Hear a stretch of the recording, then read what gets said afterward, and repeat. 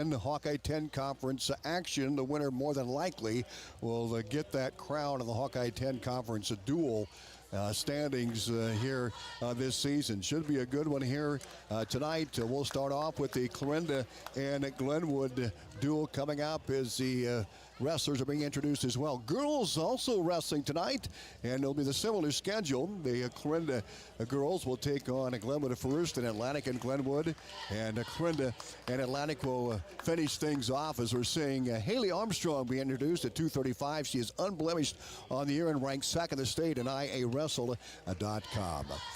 More pre-match coverage coming up. Jesse Lee Robinson will join us here in just a little bit, and also Knox McCullough on our video here on WesternIowaToday.com TV and YouTube, and it's powered by Nishnanet. We'll be back right after these.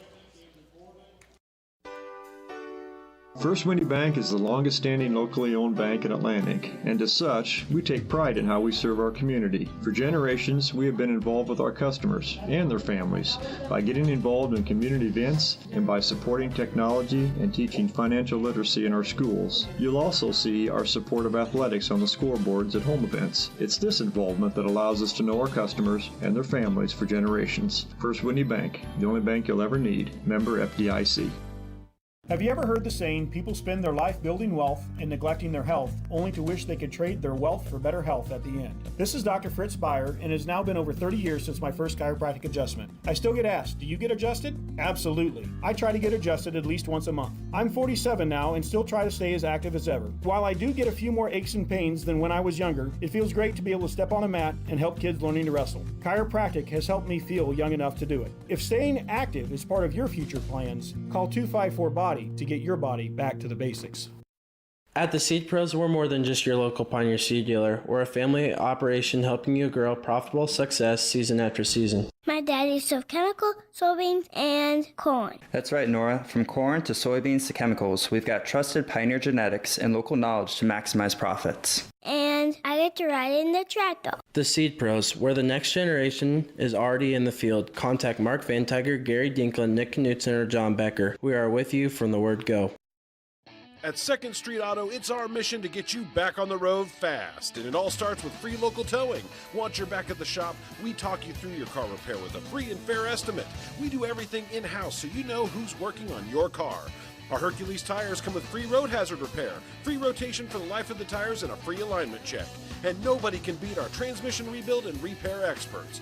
Brakes, tune-ups, oil changes, preventative maintenance, and service work make 2nd Street your first stop.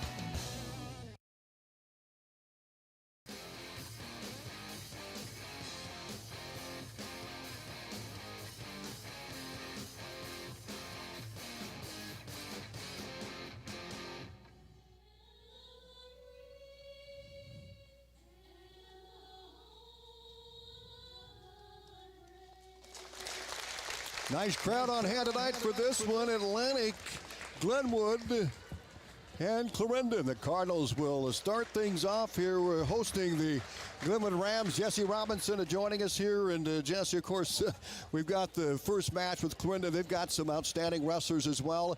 Maybe not as deep as Glenwood is, but the second match is going to be a really important one. And, you know, talk about Atlantic and how far they've come since the start of the season. They've grown quite a bit. This will be a real test right here against Glenwood. I don't know much about Clarinda, but there'll be a couple ranked wrestlers going against each other, like 106-pounders. Ace Cochran versus Dane Van Horn. I'm pretty excited about it, see how that one turns out. Yeah, and we've got 3 ranked wrestlers for Atlantic and 4 for Glenwood when that match gets started. But first, we're going to get rolling with the Clarinda-Glenwood match on our live video and also here at WesternIowaToday.com TV. And the captains are now meeting in the center of the mat. It's kind of interesting when you talk about the coaches. Tucker Weber, former Clear Lake wrestler, and then, of course, he coached in Atlantic for many, many years as assistant.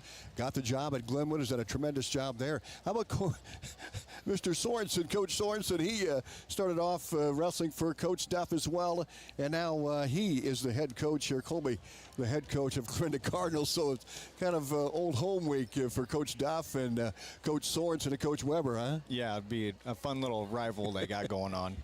For Clarinda, Fisher Graves is at 106, along with Skylar Cornett. Hunter Williams at 113. Gregor Hughes and Channing Peterson at 120. Timber Miller at 126. 32 is open for Clarinda. Chase Barger at 138. Trevor Smith at 144. Emmett Comer at 150. Open at 157. Braden Tillman at 165. Will Sump at 175. Camden Williams at 190. Gabe Hansen at 215. And 285 is open for the Cardinals.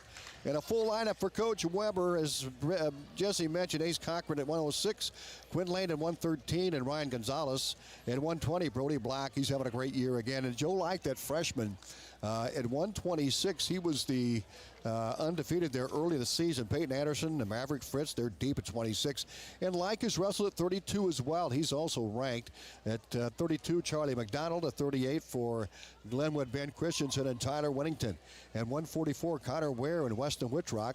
And CB Adams. Also for the Glenwood at 150, Tate Boothie, Owen Peverill, and Colton Hasty.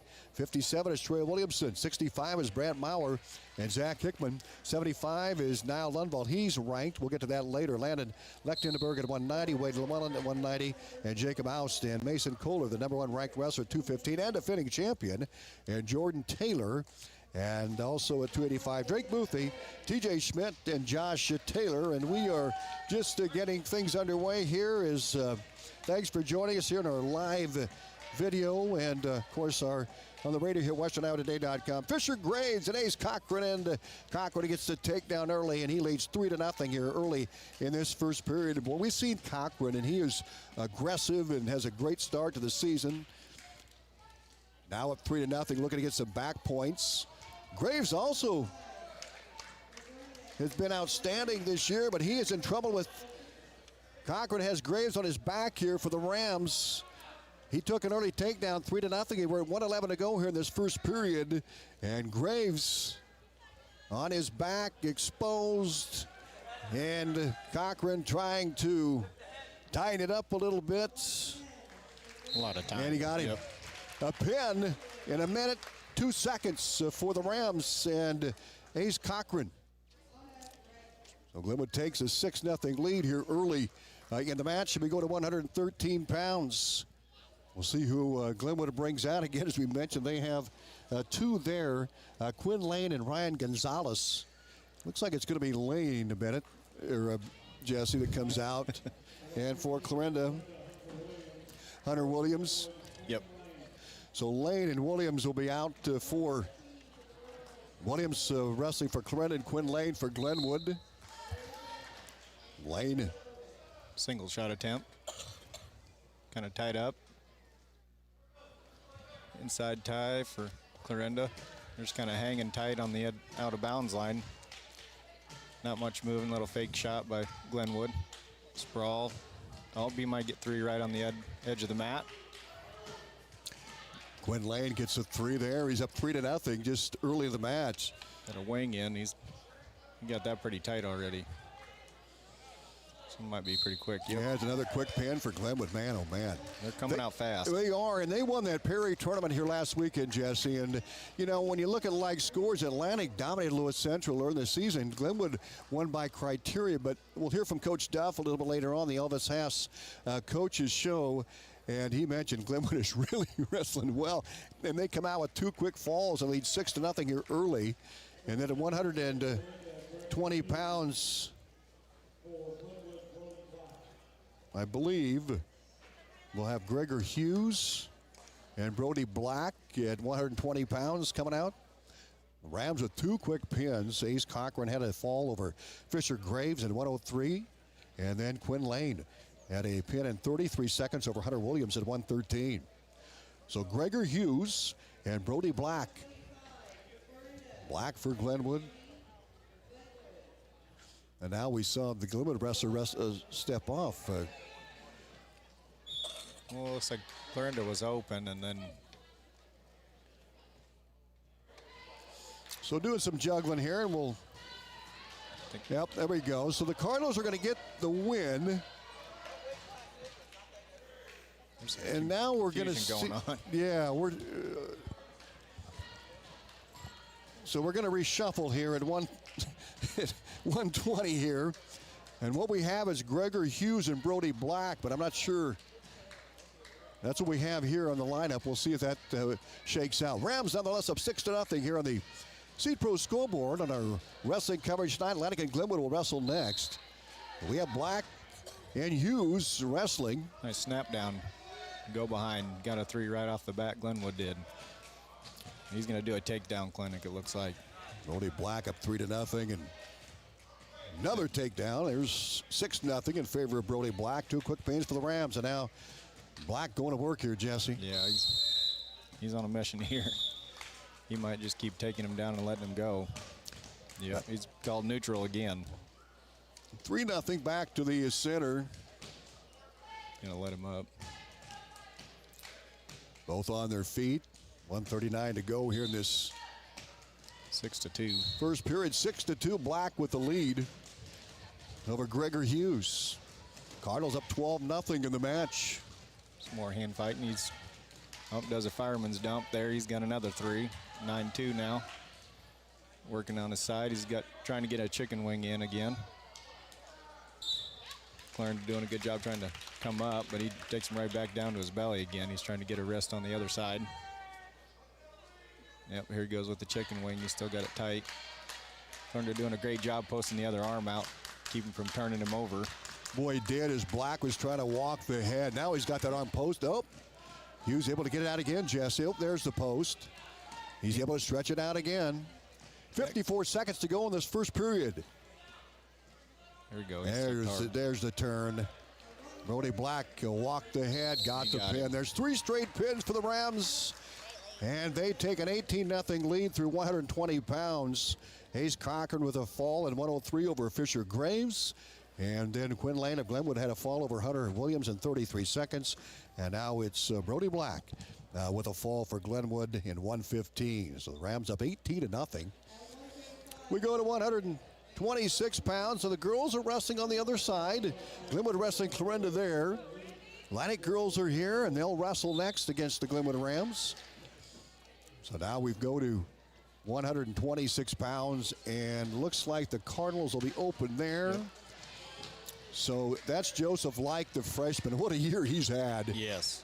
Yeah, and he's ranked too.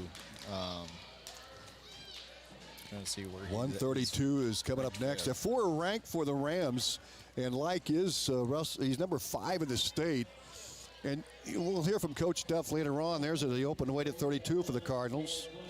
And that puts the Rams up 24-0. 24-0 as we go to 138 pounds. So 2 forfeits back to back. And we go to 138. Looks like we're going to have a match here. Clarinda and the Rams here in this first bout. Atlantic and Glenwood will wrestle next. Both of them undefeated conference play coming in. And the Rams have a dominating, commanding lead here, 30-0. Through 132 pounds, we're at 138. And Charlie McDonald comes out for Glenwood at 32 and had a win and a forfeit. Joseph Lycan win at 26. And now at 38, Chase Parker of Clarinda, Ben Christensen of Glenwood. And right out of the gate, the 3-0 lead for the Rams. There's a nice shuck by Christensen, but a good recovery by Christensen. He's going to get 3-point takedown again here, Jesse, up 6-1. Man, Glenwood's coming out fast. They do quick takedowns. He's got another wing in. That must be pretty popular there in Glenwood because he's working on another wing, trying to step over. Got one leg over his head, but can't quite get the other. Now he's got a half in working on the side. He needs to keep circling around. He's got a wrist on the other side. Clarinda's doing a great job trying to ball up. Now he's tried to do a cradle attempt. He halfway got there. He's got it now. He's trying to hook the leg. He's really kicking. He might break loose there, but a lot of time left. Barker pinned. Rams off to a 36-0 lead through 138 pounds. We started 106. And it is Ben Christensen getting the fall for Glenwood to go to 144 pounds. Boy, you're right, Jesse. They are coming out. They are shooting right out of the gates. And they have picked up 1, 2, 3, 4 falls and 2 forfeits so far in the match. And we go to 144 pounds. Yeah, they're definitely coming out fast and setting the pace. The 44-pounders will be coming out here, and Trevor Smith of Clarinda will wrestle Connor Weir of Glenwood here at 144. It's 36-0. Glenwood with the lead here in this first match. Atlantic and the Rams will wrestle second, and Clarinda and Atlantic will wrestle third here. Girls wrestling going on right now as well. Glenwood wrestling Clarinda. Hand fighting going on in the center of the mat right now. Kind of just staying in the middle, grabbing each other's wrists, and nice snap down by Weir. He's kind of got an underhook right on the out of bounds line. Smith is doing a good job posting the leg away. Weir's kind of got a front headlock going on right at the out of bounds line. They're real close to going out, and Weir kind of pushes him out to start it over. No score here in this 144-pound first quarter, so Clarinda putting up a good fight here with Trevor Smith. Yes. Oh, nice slide by attempt there with Weir. Yeah. He's got another takedown here. Now he's got a leg in. Trying to get the far wrist. He's close to getting back points right now. Oh, he's 1 count, but that's about it. He's sitting there.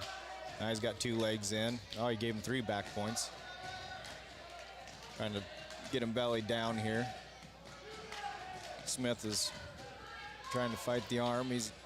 Weir's got the arm in over his head. Got him stretched out pretty good, right dead center of the mat right now. He got a 4 count for sure. 35 seconds left in the match, 6-0. He's got 2 legs in again. He's reaching for that far arm to try to get him smashed down. Now he's readjusting, Weir is. Now they're back belly down. Oh, now he snuck the half in. It was pretty tight. Yep. And there's a pin. Another fall for Glenwood. Up 42-0 through 144 pounds. And this one, Connor Weir over Trevor Smith. And we go to 150 pounds. And Coach Weber, he's got these guys wrestling at their peak right now at the right time of year. Yeah, they're dialed in. They're dialed in, and we go to 150 pounds here. The Rams leading 42-0. And we'll get our 52-pounders lined up here. There are 50-pounders. It's going to be Emmett Comer of Clarinda. Tate Boothie of Glenwood, the younger brother of Drake Boothie, who will be coming up here a little bit later on. You know, we're speaking of his older brother, Drake Boothie, at 285. He actually got 3rd a year ago in districts, but he was just a tough heavyweight class winner set. Of course, their heavyweight beat Evan Sorensen of Atlantic, and they both went to state. And then winner set, they won the state title. Yeah. Boothie, I guarantee you, will have a great chance of getting back to state this season. And Boothie, the young Boothie, up 3-0 here on the takedown. He had a takedown. He about had a cradle in there, but Comer did a great job breaking that cradle out. Sitting kind of towards the edge of the mat. Boothie's got a wing in and tilted him over here. He's getting back points, and he's got a tight. He pinned him. Jeez. Boothie, just a freshman for Glenwood.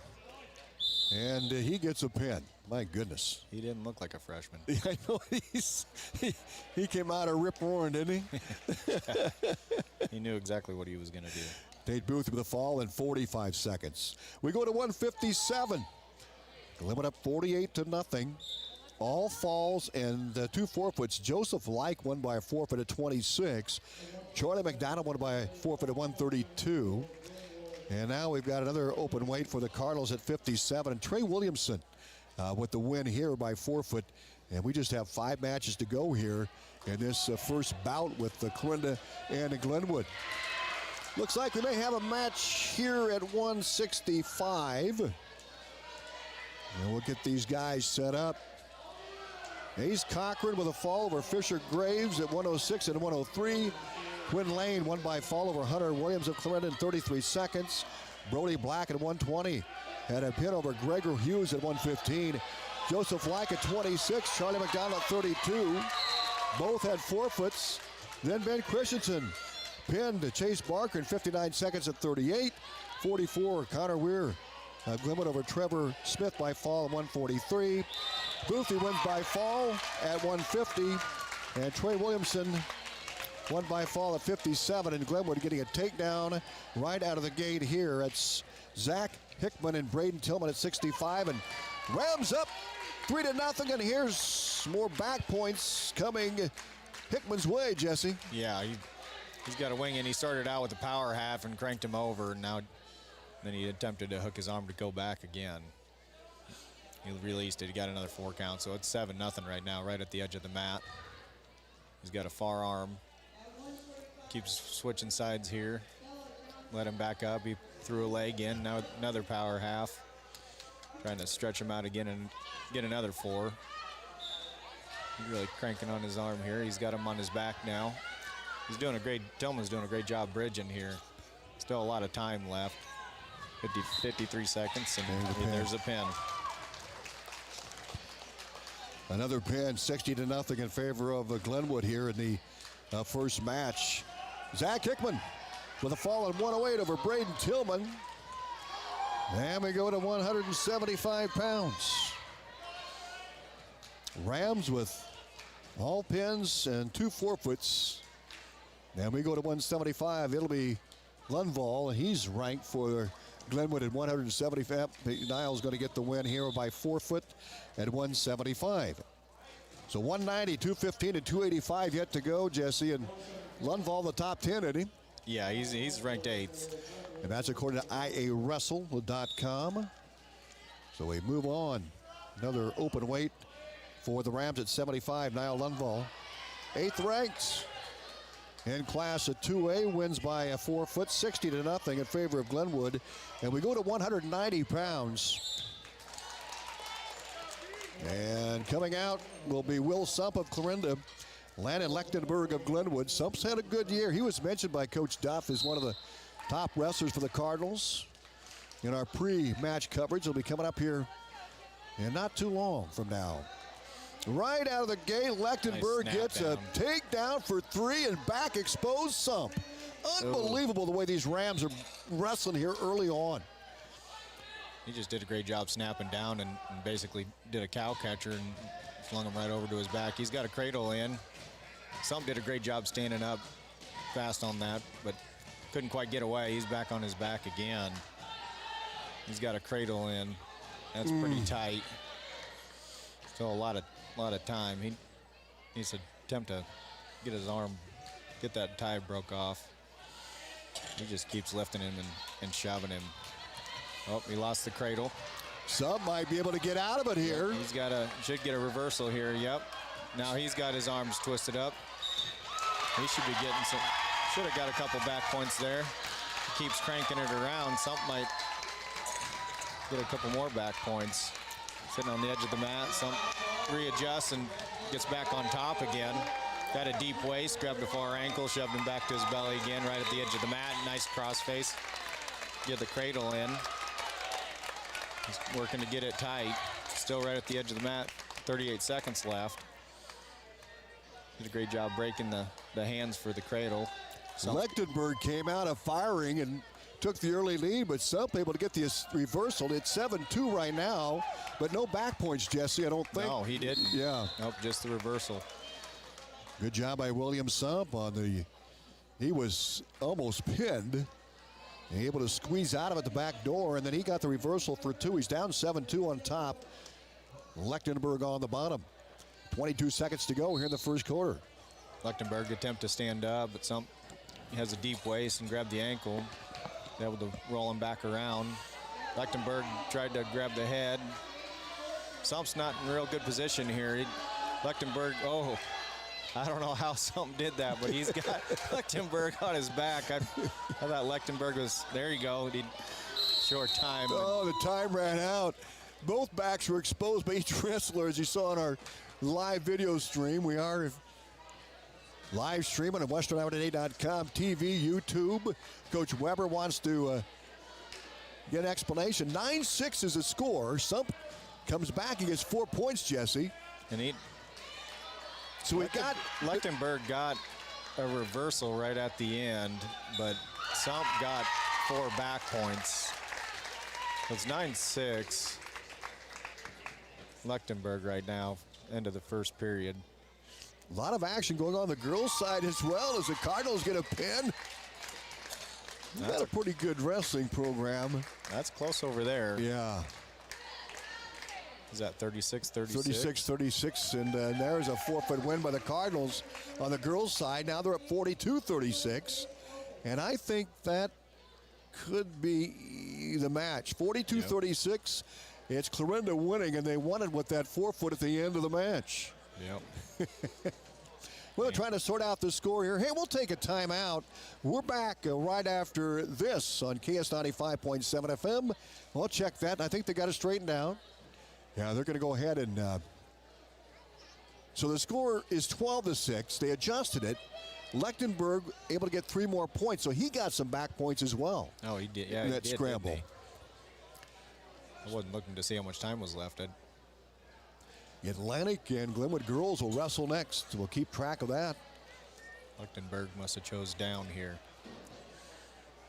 Lechtenberg here at 190, up 12-6. Sump riding, gets the ankle pick.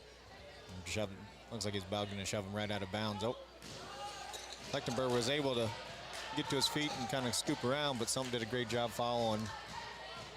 He got a leg in right at the out of bounds line.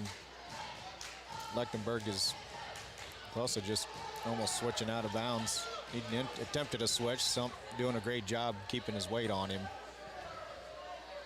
as he's riding him pretty tough here. He's got an arm hooked in, attempting to get a 2-on-1. Shoves his head down with his forearm, but Lechtenberg is riding tough here. He back to his feet again. Sump does a great job hooking that ankle again and shoving him right back down to the mat. Sump looks like he might be trying an armbar. Nope, he switched to a 2-on-1. Might try to tilt up. He has a half in if he jumps across. Lechtenberg doing a great job moving around, but Sump had him on his back for a second. Now Lechtenberg is going to get a reversal. Now he's got a wing in and a far wrist. Going to attempt to step over. Be hard to do with Sump being able to have a good base here, right at the out of bounds line. If he steps any harder, it'll go out of bounds. Oh, he's got him on his back. His toes right at the line. He's got it tight. Yep. There it is. Wow. Well, Lechtenberg had a 14-8 lead, and he gets the pin. And so far, the Rams have been perfect in the contested matches with falls. And we go to 2:15. Wow. He did a great job keeping his composure, even though things weren't quite going his way the whole time. He adapted and kept coming after him. So 215 pounds coming up here, and we'll see who we have. And we know we got Kohler, ranked number 1. Looks like they might be open. And they could be open. Looks like Kohler coming out at 215, a defending state champion. He wins by forfeit at 215. And look like Baylor Hash may move up to 285. Well, nope, they're going to forfeit at 285 as well. And that's going to be it here in this duel with the Clarinda and Glenwood. And the Rams, they sweep it here tonight. A quick one here. Atlantic Wrestling Glenwood coming up next. Both teams undefeated, the Hawkeye 10. We'll be back with a visit with Atlantic head coach Tim Duff on our Elvis Haas Coaches Show. We're back right after this. Elvis Haas, State Farm, your local good neighbor. We're back with Coach Duff right after this on KS 95.7 FM and our live stream, westerniowatoday.com.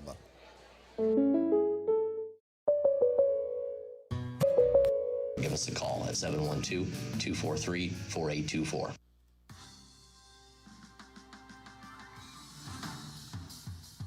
And welcome back to our Coaches Show, brought to you by State Farm. Elvis Hash, your local good neighbor, with Atlantic head wrestling coach Tim Duff. The Trojans and the Rams and the Cardinals will face off here shortly in a double duel here tonight in a big match with Atlantic and Glenwood obviously coming up as well.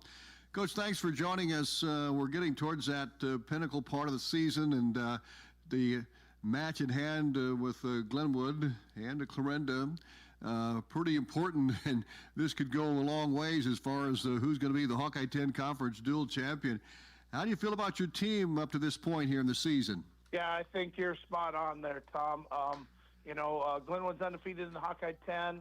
They've looked real strong. Had a criteria win over Lewis Central where they both had 36 points, and Glenwood won on criteria and they break the tie and by winning the most matches. And we've defeated Creston and Lewis Central, so we're undefeated at this point. And so you've got two teams that are probably vying for that Hawkeye 10 dual title tonight.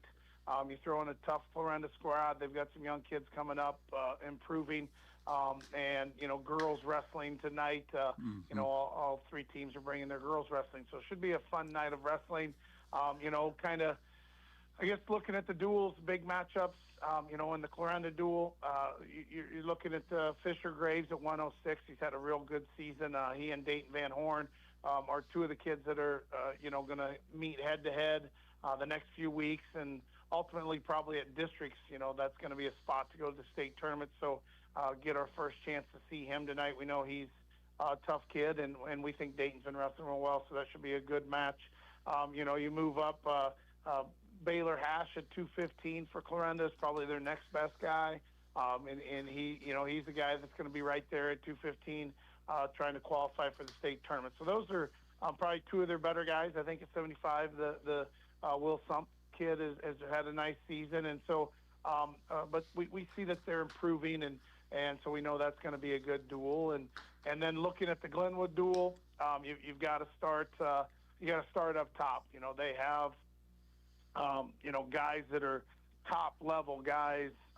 Not only Hawkeye 10 but state level type kids. You at 215, Mason Kohler, returning state champ. That's where you got to start when you start looking at Glenwood's lineup. Mason's super talented. He really does get things going for him, and he's a real tough competitor. I think when you look at their lineup, other spots, Drake Boothie at heavyweight.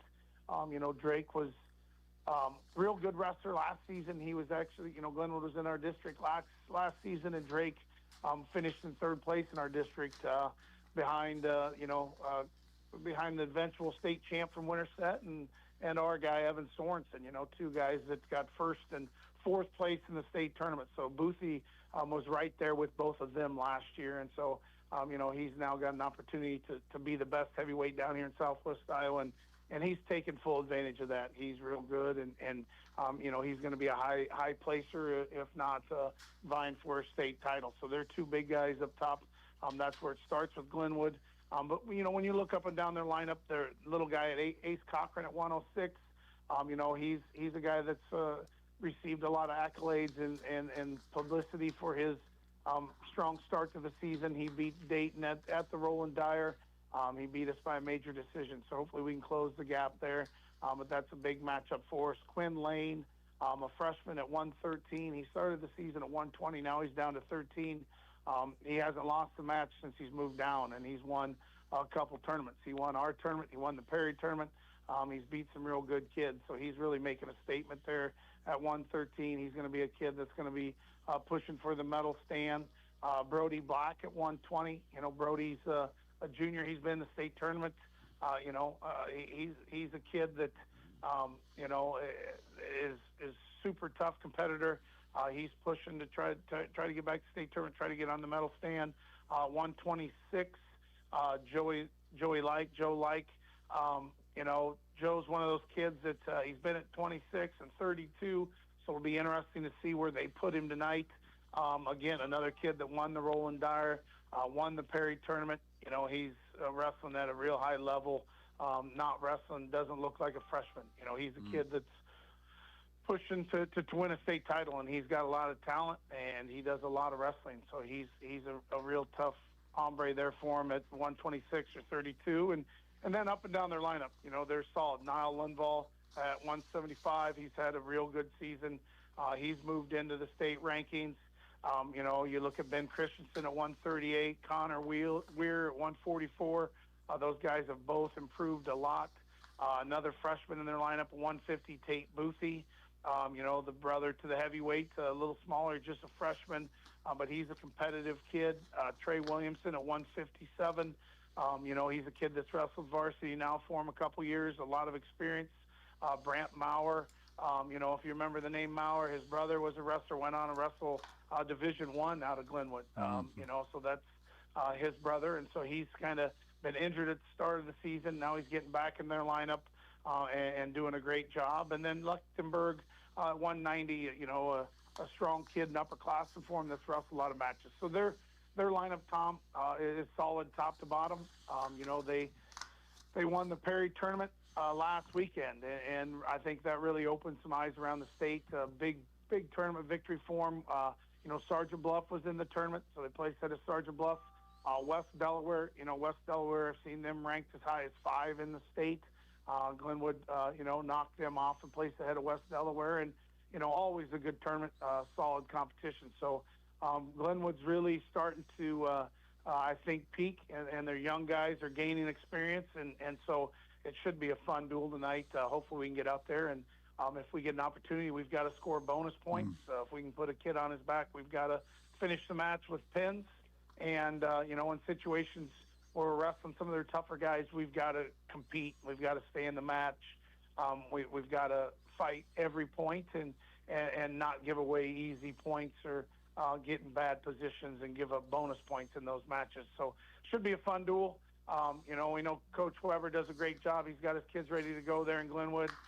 Coach Sorensen does a great job down in Clarinda. His kids are going to come out ready to scrap, and hopefully we come out and answer the bell and get after it. Coach, 4 ranked for Glenwood, 3 ranked for Atlantic. Van Horn ranked 12th on IA Wrestle. Braxton Hassett, 32, ranked 7th coming into this. And Jaden Harder, who is coming off a victory last weekend at the Lloyd Schaefer, ranked number 8. And Glenwood has, like you'd mentioned, Lundvall is ranked 8th according to the latest from IA Wrestle. Mason Kohler, the defending champion, ranked number 1, and Drake Booth, who ranked 7th. And, of course, the young wrestler, as you mentioned, Joe Like, who will see either 26 or 32, also rated in the top 10 as well. So, like you said, it's going to be competitive. We're going to see a lot of talent here tonight.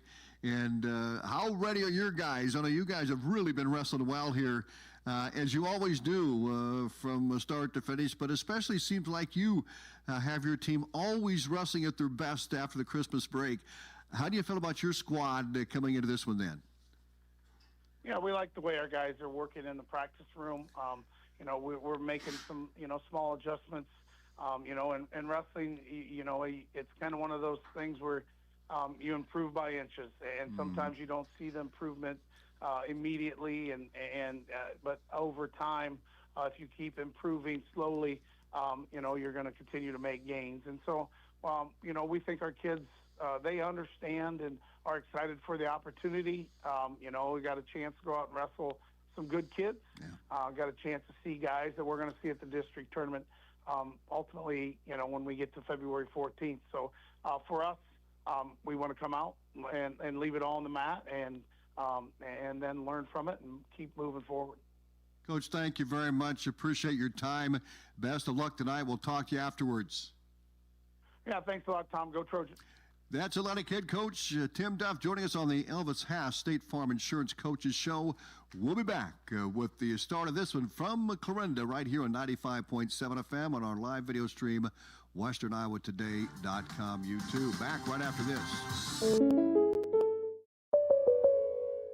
Hello, I'm Elvis Haas with Elvis Haas State Farm, and we're more than just an insurance agency. We're part of the community, and we hope to soon be part of your family and helping you understand your coverages. We meet with people just like you every day to help prepare them for what life throws at them. Covering your auto, home, farm, business, life, and financial services, we help walk you through everything, and we're here for your support. Stop by our location at 1/2 block west of the courthouse. Check us out at Facebook or call 712-243-4824. Elvis Haas State Farm is there. Cass Health in Atlantic, Iowa is a nationally recognized hospital, and we are proud of the awards and all of our recent accomplishments. But do you know what drives us to be the very best? You. We're passionate about helping our patients heal and feel their very best at any age and any stage of life. Cass Health, neighbors caring for neighbors. At Outfitters Plus Outlet Store in Atlantic, you'll find the latest apparel and promotional products in the newest colors and designs. Head to Outfitters and work with the design pros to make your customized tees, team apparel, and personalized swag for your business a reality. Whether it's fan apparel for your high school or youth sports team, your business, or you just want to make something your own, you'll have everyone saying, "Where did you get that?" Outfitters will also add your group store online to make ordering a breeze. Get personalized at Outfitters Plus Outlet Store in Atlantic. Stop in today.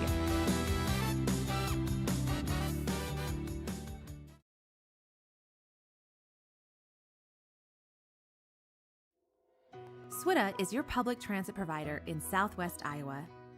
Gas prices got you down? Need a ride to work or the grocery store? There's public transportation for everyone in Southwest Iowa. SWITA offers taxi service in Atlantic, Glenwood, Harlan, Missouri Valley, Red Oak, and Shenandoah. Call 1-800-842-8065 or visit swita.com to schedule your ride.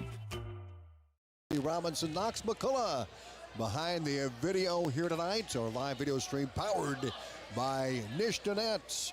Well, we've won the duel in, and it was Glenwood over Clarinda 84-0, and a really dominating performance by the Rams. You heard Atlantic head coach Tim Duff talk about Glenwood, and you know, he told me, he said this Glenwood team is really wrestling well. They won that Perry tournament, as you mentioned, last weekend, and really getting things cranked up, Jesse. But I'll tell you what, I think, you know, as I heard you mention there during that broadcast, that match, that Glenwood really came out and wrestled aggressive. Yeah, they knew exactly what they were doing, and they went out there and set the tone and attacked and controlled just about every match that they were up against. And at Lechtenberg, his was probably the toughest match against Sump, but you know, even when he was close to being on his back, he was able to come back around and keep fighting and end up winning that match. Ace Cochran led things off for Glenwood. He had a pin over Fisher Graves in 103. Quinn Lane followed it up for the Rams at 113. He pinned Hunter Williams in 33 seconds. And then Brody Black of Glenwood over Gregor Hughes of Clarinda by a fall at 115. And just like that, the Rams up 18-0. Yeah.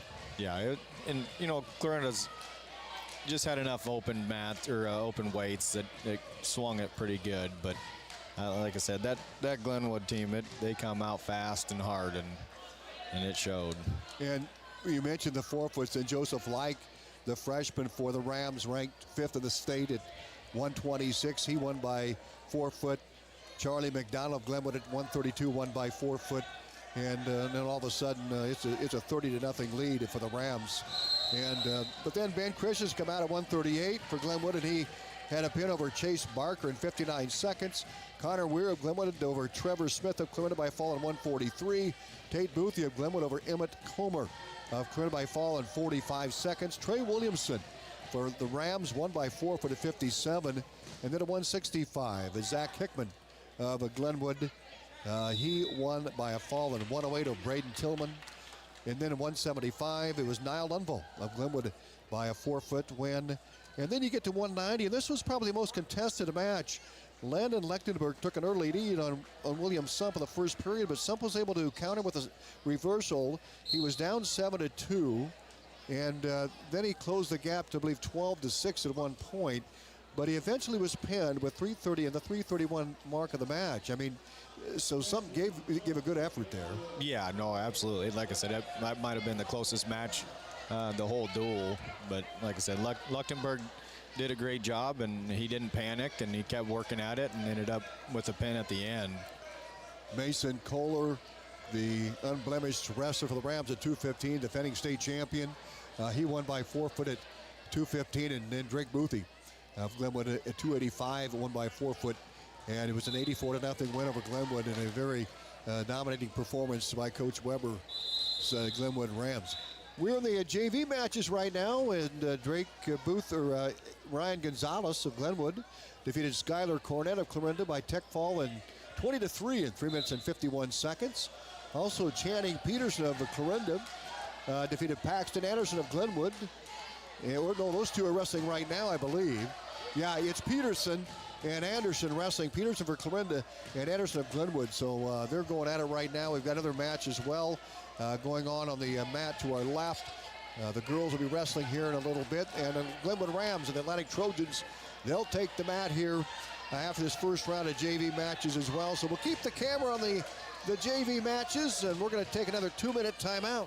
We're back with more from Clarinda on KS 95.7 FM and our live video stream, WesternIdahoToday.com TV and YouTube, powered by Nishnanet. Stein delivers more new genetics faster. Our focus on delivering higher yielding genetics faster than the competition is why we have released more new Enlist E3 lines in the past 5 years than any other seed company. For elite genetics paired with simple, flexible, and effective weed control, plant Stein Enlist E3 soybeans. Stein has yield. 45 years of yield. Learn more at steinseed.com. Hi everyone, this is Tanner from the Atlantic Hy-Vee. Have you signed up or upgraded to our Perks program yet? It's free and gives you instant savings. If you're not signed up, no worries. We can sign you up in-store. Super easy and instant savings. You will still have the fuel saver savings on gas. We're the only store in town committed to giving you the cheapest gas. So when you choose Atlantic Hy-Vee, you're not just shopping, you're experiencing service, quality, savings, and purpose. And as always, thank you for choosing Atlantic Hy-Vee. Why is the oxygen tank empty again? Empty? That's impossible. I just filled it. You didn't leave the valve open, did ya? How many times do I gotta say it? Lefty-loosey, righty-tighty. Amy Jo, this isn't rocket science, it's farm science. Let me guess, acetylene's empty too. Yep, knew it. Funny how the tanks are empty, but someone around here is still full of hot air. What'd you say? I said Atlantic Ag and Auto, your locally owned CarQuest Auto Parts store, has welding supplies. Save the lecture, skip the arguing, and just call 712-254-7373. Bet your sweet acetylene gas, I'll leave the toilet seat up too.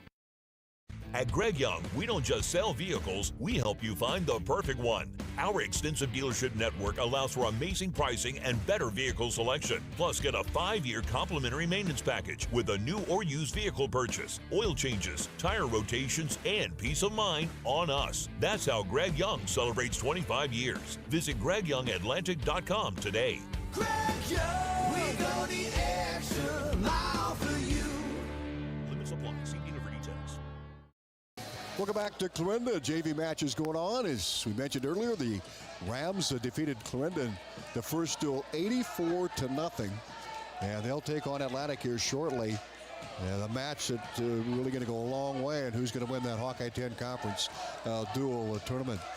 Jesse, when you look at some of these matchups coming up, and we've got to start at 106 pounds, and that should be a very competitive match there. Yeah, it's Horns 12th and Ace Cochran's 7. That'll be a big win for Atlantic if Horn can pull that one off. It should be a great match. I'm about to imagine they'll both come out really fast and really hard. Going back to Dayton Van Horn, this is a guy that couldn't even get to 106 and get in the lineup, and boy, I tell you what, he's doing a great job this year, taking advantage of the time he has on the mat. What's been the most effective for him? He's just got grit and heart, and he's really tough, and I know he's worked a lot in the off season. I see him going to another practice after high school practice, at least 3 times a week for sure. So I mean, he's getting a lot of time in and working really hard for a goal to make it to state. Hunter Kinsey for Atlantic looks like will wrestle at 13, and Quinn Lane of Glenwood, who looked really good in the match over Clarinda. But how about Hunter Kinsey? I think he started out wrestling at 26. Yeah. And he went to 13, and just a freshman, but he was pretty impressive as a middle school wrestler too. What makes him effective here? Well, it's the same thing. He's worked really hard in the off season, and he does a lot of club wrestling, and I know he actually wrestles my son at Ace Wrestling Academy 3 times a week. So, he's putting in the work and looking to have great things happen for him. And I mean, that would be a big win for Atlantic if Hunter can win 113. Keaton Schrader will be at 120. We think how that'll work out. And Brody Black, that'll be really a great match. Black, of course, has had a great career. And boy, Keaton Schrader, outstanding wrestler. In fact, he was the Roland Dyer champion here last weekend. So an impressive, or 2 weeks ago, excuse me, impressive performance by him. And that ought to be a great match. Yeah, he looks good at 120. I was comfortable with him at 26, but he's even better at 120, and I think that's kind of where he wanted to be. Let's take a look at 130 at 126. We've got Colin Harris of Atlantic and Quentin Steffens. Joe Like, he's going to be, and we'll see if he wrestles 26 or 32. But you got Like, you got Peyton Anderson and Maverick Fritz, but I guess you got to talk about Joe Like. Could be quite a match with Like and Colin Harris. Yeah, it'll be a chess match. I'm not sure, how things are going to lay out and where Glenwood's going to shift people around and what Atlantic's going to do. This one's going to be pretty exciting. I can't wait for it to get started here. We'll take a timeout. JV match is going on right now. We're going to be back in about 2 minutes as we get ready for the Atlantic Glenwood match, and we'll break down these other matchups coming up as well. When you're on the go, it's all about convenience. Add fantastic food, beverages, plus BP superior fuels, and you have Olson's BP in Atlantic. From sunup to sundown, we're the keep-you-going store. From our loaded breakfast burritos and Bunker Dunker donuts to our delicious Champs chicken and pizza to go, we have the food you crave. Don't forget the cold beer in the beer cave. Stop in and fill her up. There's always something you need at Olson's BP, the keep-you-going store, 2nd and Locust in Atlantic.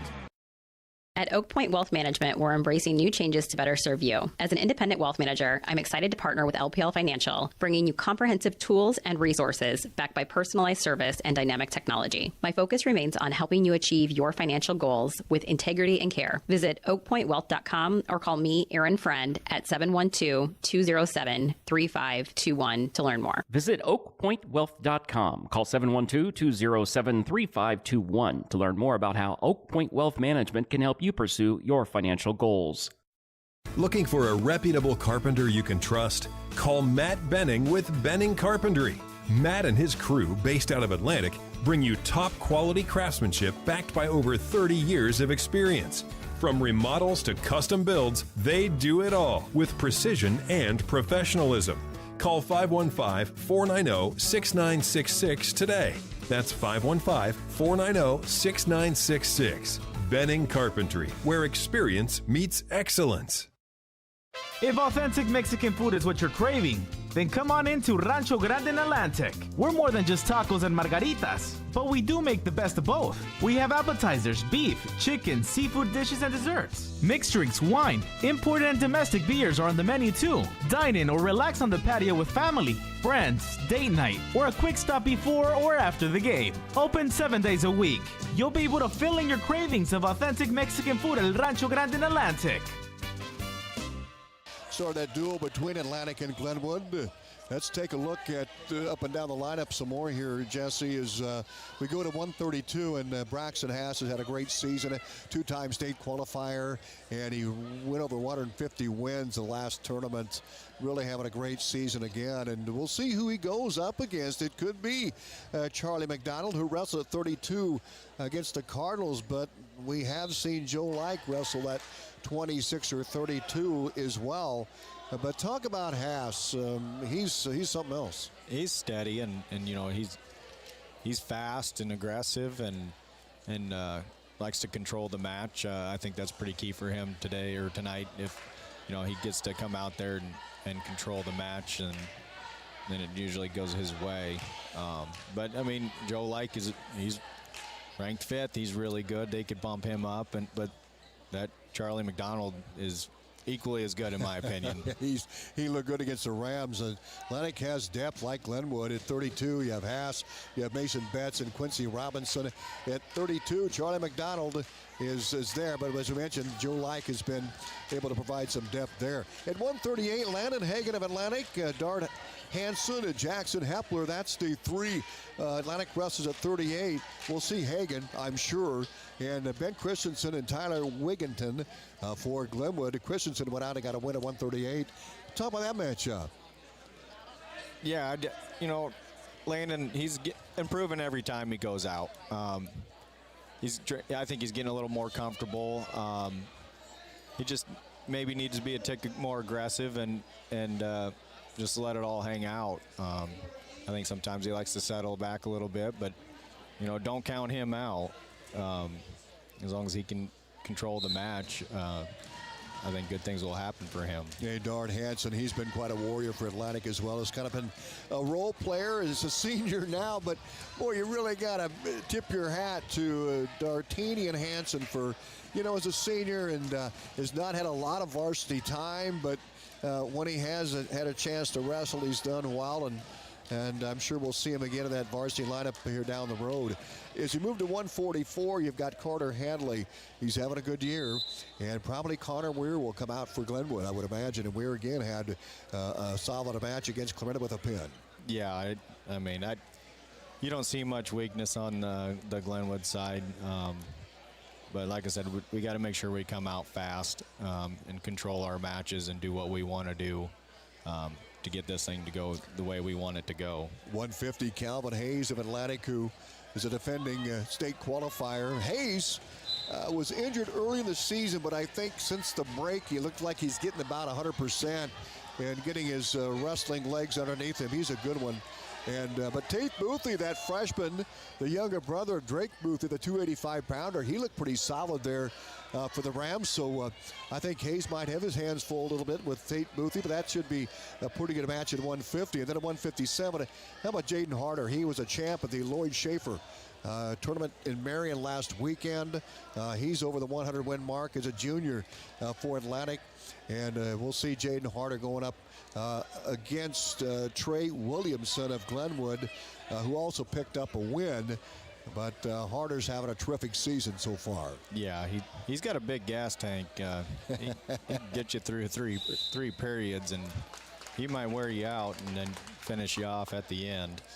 The wrestler's fun to watch for Atlantic is Draven Smith at 65, and then you've got Dayton Thomas, Travis Burnison providing some depth there for Atlantic at 65, and Brad Maurer and Zach Hickman. Now Hickman, who is listed second behind Maurer at 65, came out and had a pretty good match for the Rams against Clarinda, but Draven Smith is just an energy. He just go all the time, man. Yeah, you never know what he's going to do. And you think, he's going to work on this, but next thing you know, he's got the kid on the back, and you're not sure how he even did it. Well, we'll take a look at 75, 90, 215, and 285 coming up here. But first, we'll take this 2-minute timeout. We're back right after these. First Winnie Bank is the longest standing locally owned bank in Atlantic, and as such, we take pride in how we serve our community. For generations, we have been involved with our customers and their families by getting involved in community events and by supporting technology and teaching financial literacy in our schools. You'll also see our support of athletics on the scoreboards at home events. It's this involvement that allows us to know our customers and their families for generations. First Winnie Bank, the only bank you'll ever need. Member FDIC. Have you ever heard the saying, people spend their life building wealth and neglecting their health, only to wish they could trade their wealth for better health at the end? This is Dr. Fritz Beyer, and it has now been over 30 years since my first chiropractic adjustment. I still get asked, do you get adjusted? Absolutely. I try to get adjusted at least once a month. I'm 47 now and still try to stay as active as ever. While I do get a few more aches and pains than when I was younger, it feels great to be able to step on the mat and help kids learning to wrestle. Chiropractic has helped me feel young enough to do it. If staying active is part of your future plans, call 254-BODY to get your body back to the basics. At the Seed Pros, we're more than just your local Pioneer seed dealer. We're a family operation helping you grow profitable success season after season. My daddy sold chemical, soybeans, and corn. That's right, Nora. From corn to soybeans to chemicals, we've got trusted Pioneer genetics and local knowledge to maximize profits. And I get to ride in the tractor. The Seed Pros, where the next generation is already in the field. Contact Mark Van Tiger, Gary Dinklin, Nick Knutson, or John Becker. We are with you from the word go. At 2nd Street Auto, it's our mission to get you back on the road fast. And it all starts with free local towing. Once you're back at the shop, we talk you through your car repair with a free and fair estimate. We do everything in-house so you know who's working on your car. Our Hercules tires come with free road hazard repair, free rotation for the life of the tires, and a free alignment check. And nobody can beat our transmission rebuild and repair experts. Brakes, tune-ups, oil changes, preventative maintenance, and service work make 2nd Street your first stop. To Clarinda, our Elvis Haas, your State Farm Insurance agent in Atlantic, your local good neighbor, sponsoring our pre-match coverage as the JV matches are going on right now, and Glenwood beat Clarinda in the first bout 84-0 with all pins and forfeits in that particular match. We're looking at the matchups here for Atlantic and Glenwood, and that'll be coming up here shortly as we're still in the JV matches. But we'll go to 175, Jesse, and Callan Cleaver and Niall Lundvall. Lundvall ranked in the state. I believe he's, 7th in the state, 8th in the state at 175. Talk about this matchup. Yeah, I mean, as long as Cleaver stays on his feet and keeps moving, you know, anything's possible. It doesn't matter really if they're ranked or not. I mean, anything could happen. You know, Cleaver could catch him in a throw and put him right to his back. I've seen it before, but, you know, hanging tough and making sure you're smart on your moves and try to control the match. We look at 190, Donovan Hedrington of Atlantic. He went over 100 career wins his senior year. 190, and Landon Lechtenberg, he wrestled Sump of Clarinda. Lechtenberg ended up getting a pin close to 4 minutes, just under 4 minutes, but Sump gave him all he wanted there in that match with Clarinda and Glenwood. So we're going to see Lechtenberg and Donovan Hedrington. Hedrington really wrestling well, the senior for Atlantic. Yeah, and that should be a good match. I think they're about even.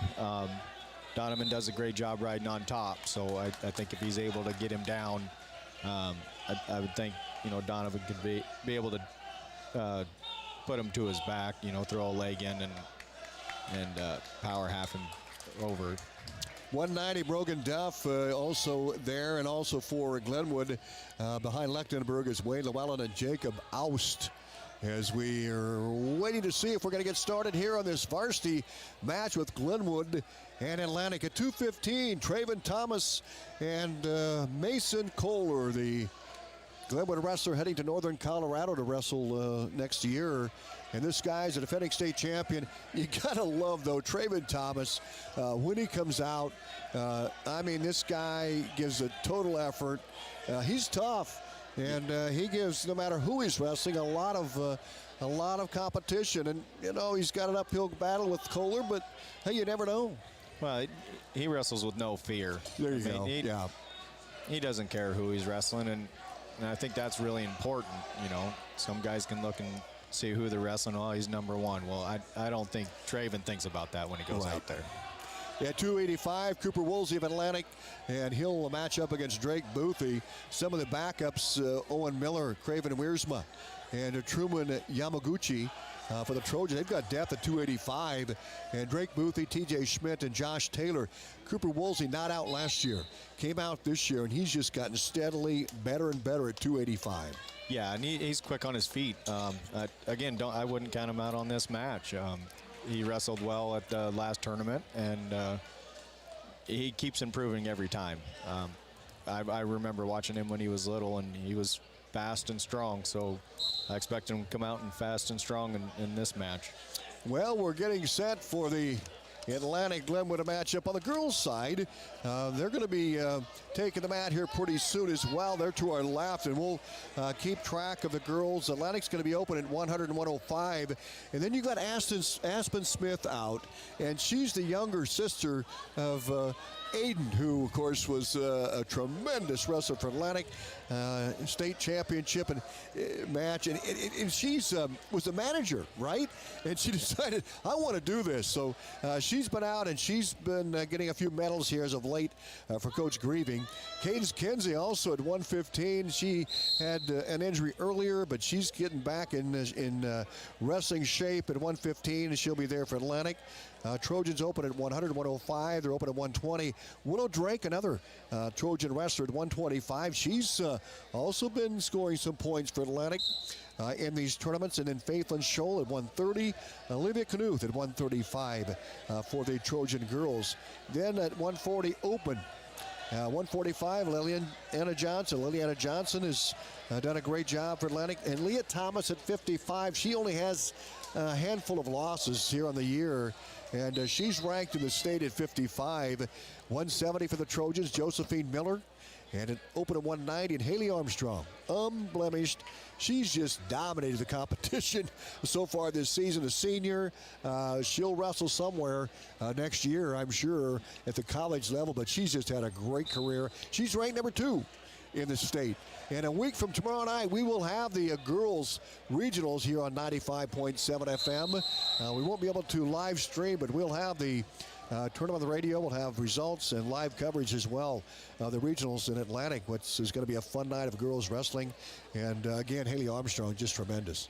Yeah, she's solid and works really hard off season and during the season. She works really hard, and I think her goal is to be number 1, and I believe she can get there. Mike Grieving, the head coach for Atlantic, Lexi Trotter, and Brad Kirchhoff and Brian Armstrong, the assistant coaches for Atlantic. Head coach for Glenwood, Brad Ash, assisted by Anthony Sherry. They'll be open at 100. They'll have Anna Grasso at 105, Skylar Odorizzi at 110. Open at 115. At 120, Audrina Johansson. At 125, Laura Lise Spencer. At 130, Brian Grapp. Wrestling at 135 will be Maya Rivas. At 140, Layla Doherty. At 145, Brooklyn Coover or Ruby Roker. At 155 for Glenwood, Alara May. They're open at 70. At 190, Lydia Logan and Bella Duncan, and open at 235. So Haley will not have a match for Atlantic at 235 here, at least this evening. Again, Brad Ash, head coach for Glenwood. Mike Grieving, head coach for the Trojans. We are getting set for the Atlantic-Glenwood matchup. But that's coming up. We'll take a 1-minute timeout. We're back right after these. Cass Health in Atlantic, Iowa is a nationally recognized hospital, and we are proud of the awards and all of our recent accomplishments. But do you know what drives us to be the very best? You. We're passionate about helping our patients heal and feel their very best at any age and any stage of life. Cass Health, neighbors caring for neighbors. At Outfitters Plus Outlet Store in Atlantic, you'll find the latest apparel and promotional products in the newest colors and designs. Head to Outfitters and work with the design pros to make your customized tees, team apparel, and personalized swag for your business a reality. Whether it's fan apparel for your high school or youth sports team, your business, or you just want to make something your own, you'll have everyone saying, "Where did you get that?" Outfitters will also add your group store online to make ordering a breeze. Get personalized at Outfitters Plus Outlet Store in Atlantic. Stop in today. Clarinda is, we're going to get the matchup come up here shortly between Atlantic and the Glenwood Rams. The Glenwood dominated Clarinda 84-0 in that first matchup, and we'll see if we can get this one lined up for you here as well, with the Trojans coming out against Glenwood here in this second match here tonight. So I'll tell you what, it was I guess fun to watch Coach Weber's Rams in that first match. They were really dominating in match number 1. Also, the girls' side, as we set that one up for you, they're going to be going out against Glenwood as well. And we'll soon have it. I believe we'll start at, 106 pounds, Jesse Robinson. We'll see where we're at here as we come out. Atlantic head coach Tim Duff getting his guys ready to go here. Atlantic in their first match of the night. They'll take on a Glenwood here. Dayton Thomas of Atlantic over Owen Peveril of Glenwood in that final JV match in 5 minutes and 30 seconds. And here we go. Getting set, I believe at 106. That's going to be Cochran. Yep. Coming out. That's where we'll start. And Dayton Van Horn of Atlantic. We'll see how this thing, what kind of tone is set early here, Jesse. Yeah. In this match here tonight. Of course, the winner will more than likely get that Hawkeye 10 Conference dual crown, as Van Horn will check in for the Trojans. Atlantic with their first match. They'll wrestle Clarinda after this one. as Cochran is out for Glenwood. Here at 106 pounds, and Dean Van Horn comes out for Atlantic. Ace Cochran at 106 with that win early against Clarinda. Van Horn comes out, and here we go at 106 pounds. Cochran of Glenwood, Van Horn of Atlantic. And they tie up early right in the center of the mat. Yeah, coming out fast. They're both ready to rock and roll. They're here tied in the center. Horn's hand fighting with him. He's got inside tied, breakaway. Horn's got a club in. He's got a hook. Oh, nice sweep single for Cochran. Horn's doing a great job keeping a deep waist in.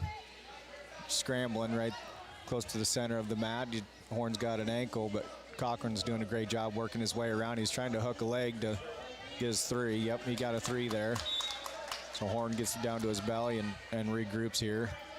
Cochran still's got a leg in. He's going to attempt to, now he's got a far leg. He's trying to do a cradle off to the edge of the mat. Horn's trying to scramble to get back to his belly. Ace has still got his legs tangled up here. Horn needs to get his legs cleared out so he can attempt to get back to a base, as Cochran just sits there and rides heavy on him right now, and Horn's got his belly flat to the mat, and Cochran's fighting to get a wrist. Now he's trying to get a leg and put his head in the side of him again. Horn's attempting a reverse here. Little scramble position here. But Cochran's still able to keep control of the match right now. Great job by Van Horn there. Almost got either an escape or reversal. And he's hanging in now, just 3-0. Yeah, he's doing a great job. He might look like he's not doing a whole lot, but I mean, Cochran's not really giving him a whole lot. He's sitting there riding that leg and trying to tweak him over to get some back point attempts right here, but Horn's tough, and he doesn't go easy. Now he's up to his knees here, and that's the end of the match, or the period. 3-0 in favor of Ace Cochran of Glenwood. He had a nice sweeping double-A takedown to get that 3-0 lead. And Van Horn, who spent a lot of time on his belly and had his back almost exposed, no points against him, able to hang in there. Now he's on top, and Cochran on the bottom is run away in the second period. Yeah, Cochran chose down here, and Horn's got 2 legs in right now. He needs to pop his arms forward to get him down to his belly, as he did. He's got a right wrist and forearm on his head. Now he's got his arm or leg hooked. He's going to get some back points here. They're counting him right now. He needs to keep composure, though. Don't get yourself in danger where Cochran's able to go out the back door here, but nothing's happening. But he got 4 points, so we're looking at 4-3 right now, hoping for a stalemate here, but they keep working. Horn's pretty comfortable where he's at, even though it seems pretty dangerous to me, but he seems pretty comfortable. He might get some more back points right now. Back points. He's got at least 2 or 3. Oh, how about Van Horn? He's going to get more back points again. He's got 2 for sure. He's holding 2. He's got him in a cradle. He needs to adjust a little bit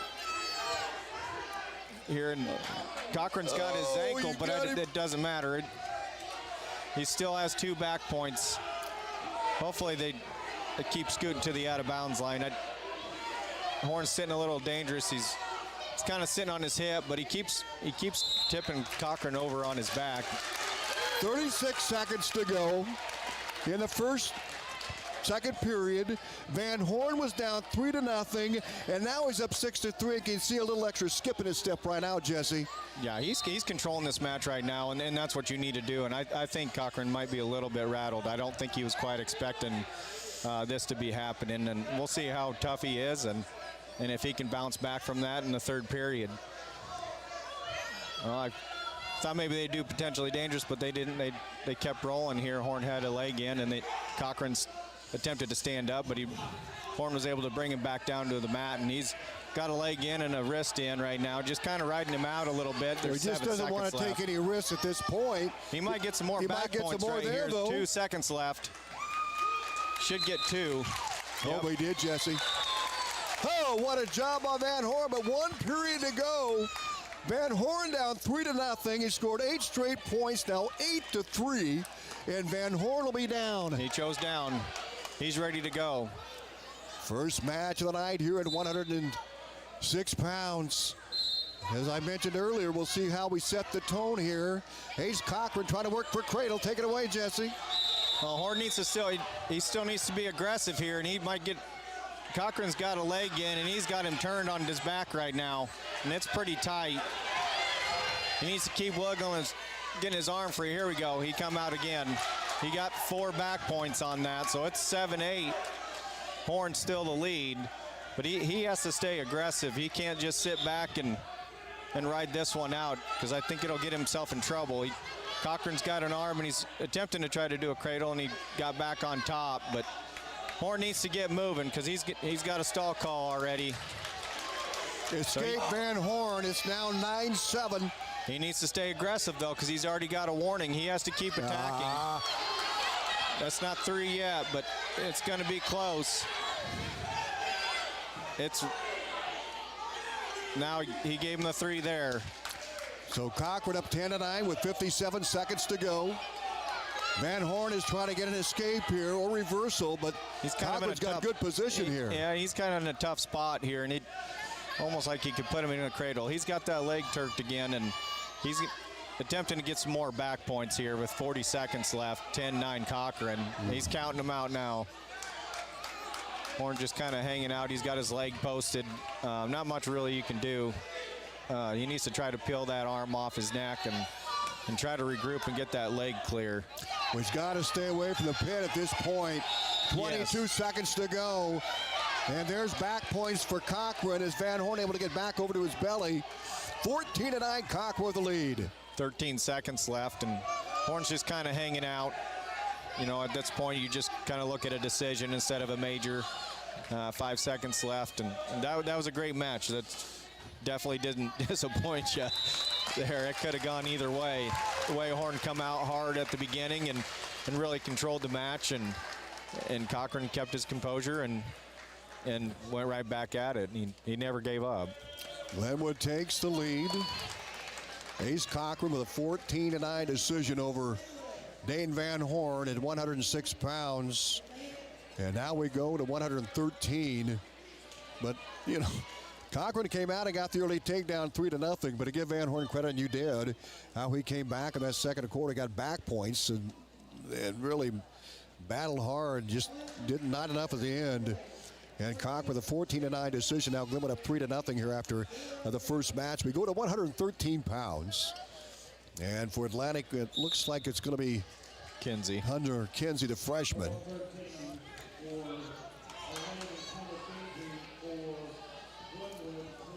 So Quinn Lane will take on Hunter Kinsey at 113. 3-0 Glenwood after the decision by Cochran. Here we go.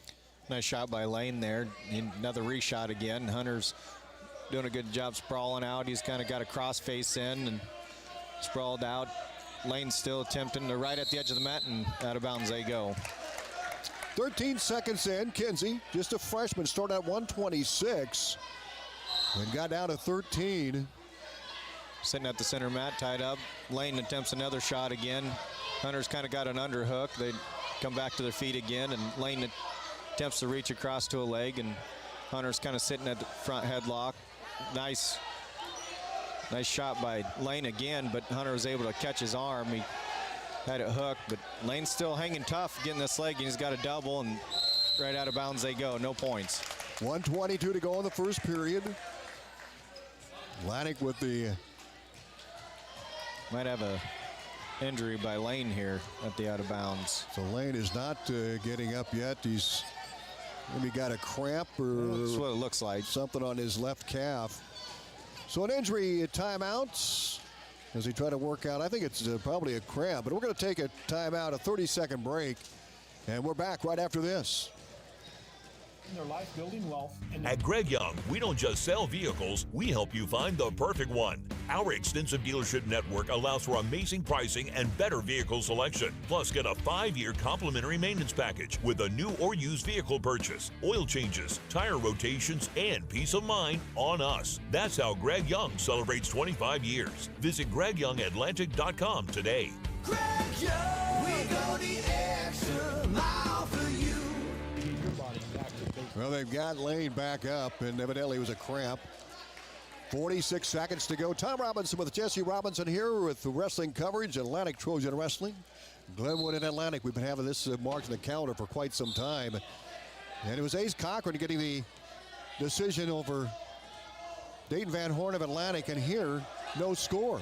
With the freshman Hunter Kinsey and Quinn Lane as they work their way back. It looks like Lane might get points here. Here's three. Lane gets a takedown. He's up by 3 over Hunter Kinsey with 58 seconds to go in the first quarter. Hunter's kind of staying balled up. He's looking like he's going to try to scoop the leg, but Lane's got a deep waist in and got an arm hooked, it looks like, and looking for a far half. Attempted to jump across, and Hunter's stacked up right now, but he's able to get back to his side. He's kind of got his Lane's leg hooked, and Lane has his leg hooked, just kind of in a pretzel here. Hunter's kind of balled up again, back up to his knees, staying tight inside, and not letting Lane get much of anything right now.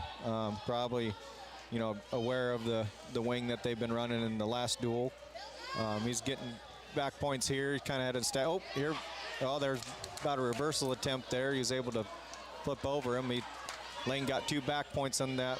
He's 7-0 right now with 5 seconds left of first period as the time runs out. So Quinn Lane with a takedown for 3 and back points. Go to the second period here. Rams up 3-0. 9-0 is the score against Kinsey right now. Oh, there we go. Thank you, Jesse. 9-0. Kinsey's choice. He chose down. Needs to hang tough here and needs a shootout right at the whistle. Lane will cover the top for the Rams. Ace Cochran got the decision 14-9 over Van Horn of Atlantic, Dayton Van Horn. And the Rams took a 3-0 lead, and now we have some... Must be a computer issue. Computer issue, track wrestling. But you gotta love track wrestling, huh? What did we do without it years before? I know what we did. We had tournaments we kept track on paper. Yep. And we didn't know any better. Here we go. Hunter attempted to come up, and Lane's got a wing in. He's looking to drive around and take a big step right to his back. Hunter's trying to post. Almost back points here. But Hunter's staying tough here, but now he's got back points going here. Counting them off, but able to get back to his belly. Now Lane had a deep waist, able to keep it, and can't quite turn Kinsey to the other side. Trying to needs to get some hand control back here. He's got him tilted up again, getting another couple back points. Hunter needs to get his arm free and break Lane's wrist. Here we go. But Lane's still sitting on that leg. He's got one leg in, hooked. Got a far wrist. He keeps hanging tough on top. He's got his head buried in his back, and Kinsey kind of having a hard time getting back to base again. As Lane keeps grabbing that wrist underneath and keeps scooting him around the mat, attempting to tilt him again. As Hunter's fighting hand control still right at the edge of the mat. 42 seconds left in the second period. Looking at 12-0 score right now. Hunter's kind of just hanging out right at the out of bounds line, and Lane keeps peeling the arm back. Out of bounds they go. 27 seconds left. 12-0 in favor of Quinn Lane. The freshman for Atlantic, Hunter Kinsey, goes down. He had 113 pounds. Rams up 3-0 with Cochran's 14-9 decision over Dayton Van Horn. And again, Lane covers the top and tries to wing the arm. Right after the whistle, he hooked that arm again. It looks like he's working that, trying to attempt to get the wing again, and Kenzie's balling up. He just got a stall warning here. As Lane's got a 2-on-1, attempting to step out to the side, but he blew the whistle here. That's the end of the second. It's Lane's choice. It's 12-0. Lane will cover. Final period here. Up next, 120 pounds. We're going to see Keaton Schrader of Atlantic and probably Brody Black. Pretty sure for Glenwood, but 12-0 here. Lane in control as we start the final period here. Yeah, he's been tough on top here, and Kenzie hasn't had much options to do. You know, Lane hangs tough on his one arm, and then if Kenzie gets an arm up, he jumps over and grabs another arm, and he's got heavy hips the whole time. And another stall warning on Lane, it looks like. Yeah, he called on Red, who was covering the top, and maybe had too heavy hips there, Jesse. Probably there. You got to get off those hips and try to make a move, but Lane has been impressive for the Rams, as he's got a major decision going on here. And again, Coach Weber is talking to the official and certain hole. John Walters, the Creston historian, what a great guy, one of the officials for this matchup here. And now we're going to have a blood timeout. 12-0 Lane, as the clock will start with the injury timeout. We'll take one with them. We're back right after this from the Seed Pros. At Greg Young, we don't just sell vehicles, we help you find the perfect one. Our extensive dealership network allows for amazing pricing and better vehicle selection. Plus, get a 5-year complimentary maintenance package with a new or used vehicle purchase, oil changes, tire rotations, and peace of mind on us. That's how Greg Young celebrates 25 years. Visit GregYoungAtlantic.com today. Greg Young, we go the extra mile for you. Limits apply. See dealer for details.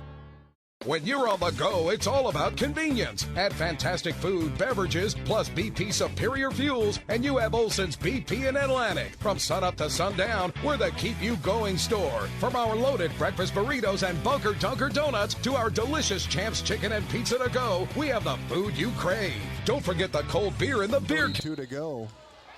Rams won by decision 14-9 at 106. And Lane in command here at 113. Tempted to stack him up there. He's got a wing in now. Keeps kind of sliding Kenzie forward as he tries to do a big step to get some back points here again, or a pin.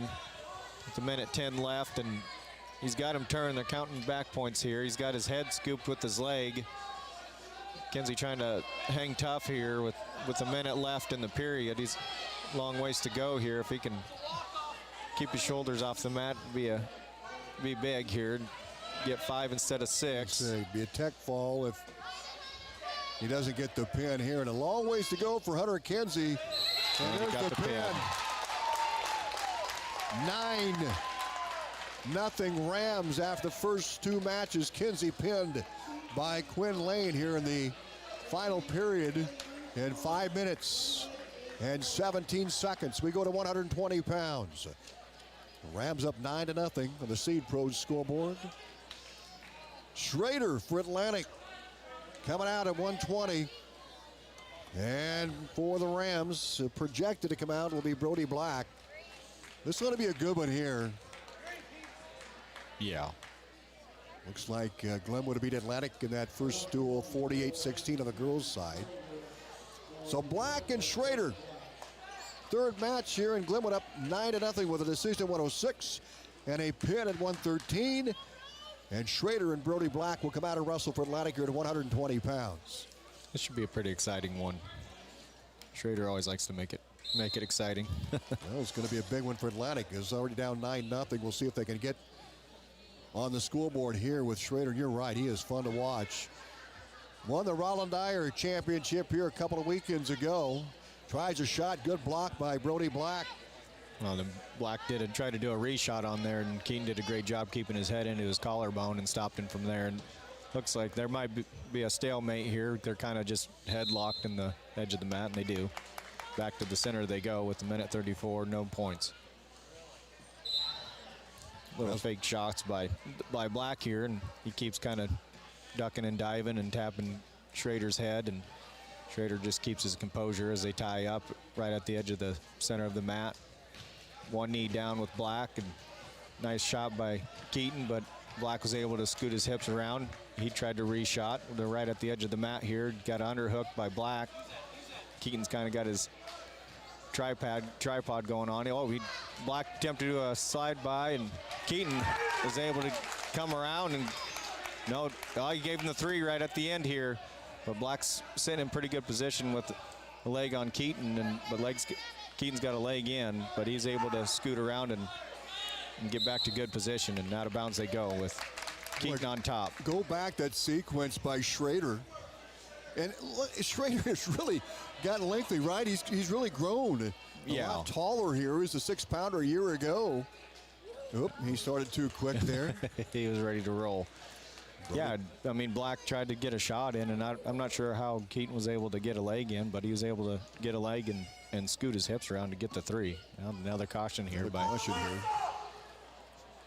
48 seconds to go in the first period. 3-0 Schraders are trying to get started here after he went out of bounds. Schrader's going to get set up to the left of Brody Black, and Brody Black to his feet. Tries to peel the hands, but a good mat return by Schrader. As he sits there and he's kind of got his leg pinched again, and now he's doing got his far arm and maybe sneak his leg in to try to pull him over for some back points here. They're right at the edge of the mat, but Black's doing a great job keeping his hip scooted to the opposite side, so Keaton won't be able to leverage him over on the side of the mat. They might be calling a stalemate here if nothing improves. 13 seconds to go here in the first period. As Schrader tries to hang on and keep Black scoreless here in period number 1. They'll run out of bounds. 4 seconds to go now. Black was able to get his hip scooted under and roll Keaton out of bounds there to regroup for him and start a fresh start. But Keaton's got to be careful here. He's got 2 cautions already.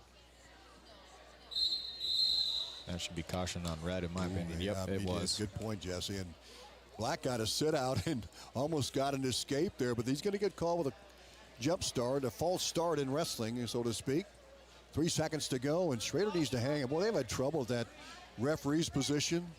Yeah, I'm not sure what the deal is. Yeah, they're going to go back at it again. Schrader's been called for a caution a couple of times. Well, and I know what Black's, Keaton's kind of got to sit still with the 2 cautions, and so Black figured why not take off and get lucky with the whistle and get a good escape at the end. Schrader able to hang on. Now we go to the second period with Keaton Schrader up 3-0 on the Seed Pros scoreboard, and Black's going to take neutral here, Jesse. Yep. Yeah, he must be comfortable on his feet. He probably didn't want to risk going down again with how tough Keaton rides with legs, and he didn't feel comfortable there, so he chose to go neutral and maybe get a takedown and tie this up. Yeah, Schrader's got some length that he used. He tried a single shot, blocked by Brody Black. Another single shot by Schrader, blocked by Black. Now Black tries a head throw, and he got it. He got the head throw. They haven't gave the 3, though, but they're right at the edge of the mat. I think because Keaton still has the waist, and they go right out of bounds. No 3. Man, no 3. Oh, here comes Weber around. He's going to talk. No, he's going back. Nope, he's going back. We got the 2 refs talking now. He was headed to the bench, and then he saw Walters and the other official there who was on the call decide whether back points should be awarded or 3 even should be awarded now. That's one of those. It is a tough decision there because Keaton still had it at his waist, and Black looked like he had control, but it could have gone either way. 9-0 Glenwood after the first 2 matches. Schrader up 3-0 here as they tie up towards the left side of the match with 1:20 to go here in this second period. The edge of the mat here, and now they're back to circle. Nice snap down by Black. Here's a shot attempt by Black, and looks like Keaton was able to get a front headlock in. Now he's got it inside thigh, but they're right at the edge of the mat. Still has a front headlock by Schrader with the arm hooked on the other side right at the edge of the mat. He's trying to pull Black back inbounds here, but not much happening, just kind of hanging out in the same position. Black on one knee and one leg stretched out, and looks like he's got a far leg on on Schrader, but now he looks like Schrader's trying to do a power half here. Still nothing going on. He's trying to pull him back in bounds, but they're just sitting right. Schrader's knees are right at the out of bounds line, and nothing happened. There we go, out of bounds. Back to neutral, 35 seconds left. Schrader's still up 3-0. Second period. Sitting at the center of the mat here, kind of hand fighting. Got a collar tie, big shot by Schrader. Another shot by Schrader again. Good block by Black. Now Black's got the front headlock in right at the edge of the mat. Hand fighting going on. Black back up on his feet again. Another shot by Schrader. Nice little whip around by Black, but oh, they're going to give him 3. They gave him 3. I'm not sure. Oh, boy. Didn't quite look like he had control, but maybe now they're trying Coach to make Duff up. is going to question that. It's 3-3 according to the official. Coach Duff is going to go over and try to find out what the situation is. And he's going to the bench. 3-3 is a score. Brody Black with a 3-point takedown is how they have it set at the bench right now. Rams up 9-0. Quinn Lane got a 14-9 decision, or excuse me, Ace Cochran a 14-9 decision for Glenwood at 106 pounds. And that put the Rams up 3-0. And then Quinn Lane with a pin over Hunter Kinsey of Atlantic in 5-17. And it's a 9-0 match in favor of the Rams. We're in the second period here, 11 seconds to go. And Brody Black given 3 points and a takedown, and Coach Duff just wanted to know why. Didn't say a lot. He's going to come back and sit down, and we're going to go to work here with 11 seconds to go. Down is Schrader. Black will cover on his left side. Here we go. Looks like Black's got a crab ride in, but Keaton's able to get up. Hopefully he can get a reversal as Black just shoves him right out of bounds. 4 seconds left to go in the second period. Schrader goes down. Black covers his left. Schrader trying to get at least one to get here. away here. And good mat return by Black here with no time left. 3-3. Should be Schrader's choice. He's going down. He's going down. Final period here, 3-3. Great match going on here. Now it comes down to conditioning. I don't even talk about that this time of year, Jesse, but Schrader's down. Here we go. He's going to try to pop up and at least get one in the lead. And he's to his feet right now. Peels. He's getting the one. Out. He's up 4-3. Sitting at the center of the mat. Just more tying up at the edge. Now they're going to the edge of the mat. Oh, Black looked like he attempted a lateral drop, but didn't quite have it tight, and Keaton was able to come around and slide out of it. Yeah, about backfired too, because Schrader about got the takedown off of that, Jesse, and they're going to go back to center. 4-3. 1:37 left to go here. Schrader by 1. Back their feet. Here we go. Now Schrader's tapping his head and kind of shoving Black back a little bit. And now Schrader's got a 2-on-1, maybe attempt to slide by as they sit there at the edge of the mat again. Oh, Black tried to do the slide by. Now to bounce they go. I don't know so much as Black's try to take down more than the throws here. Yeah, he's kind of letting it fly a little bit. Here is Keaton with a nice shot. He's got his head in between his legs. Now he's got a single. Now Black's kind of trying to scoot to the out of bounds as Keaton tries to bring him in. There's 3 right there. There's beautiful 3. takedown. Way to keep him in bounds and finish with that 3. That's big. 1 minute left. Still staying in bounds. They're both their knees are right at the line. Now ankles as Keaton's trying to hang on tight to keep him in bounds, and they're right on the edge. One move and they'll be out of bounds with 43 seconds left. Schrader's got both legs in and got a wrist. He's trying to pull it out to get it to his back. Now out of bounds they go. 34 seconds left. 7-3 Schrader. This is big here. Brody Black will go down. Schrader needs just to hang on. I mean, he's going to be aggressive, but he doesn't want to make a mistake. Right. Ended up giving up back points here. It's 7-3. Schrader on top, 34 seconds. Black. Should be caution red, yep. Got a false start there. He's going to go back down again. Now they both have 2 cautions. Okay. Rams up 9-0 here at the first 2 matches with a decision and a fall. Schrader covers on the right side. Sit out by He's Black. got a switch.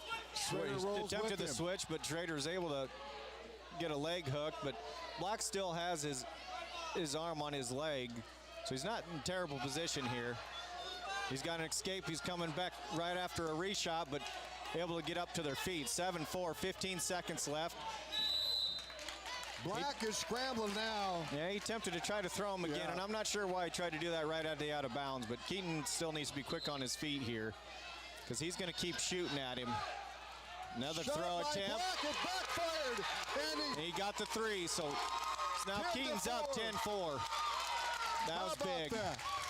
Black tried to throw a Hail Mary. Keaton did a great job controlling that match the whole entire time. But I'll give it to Black.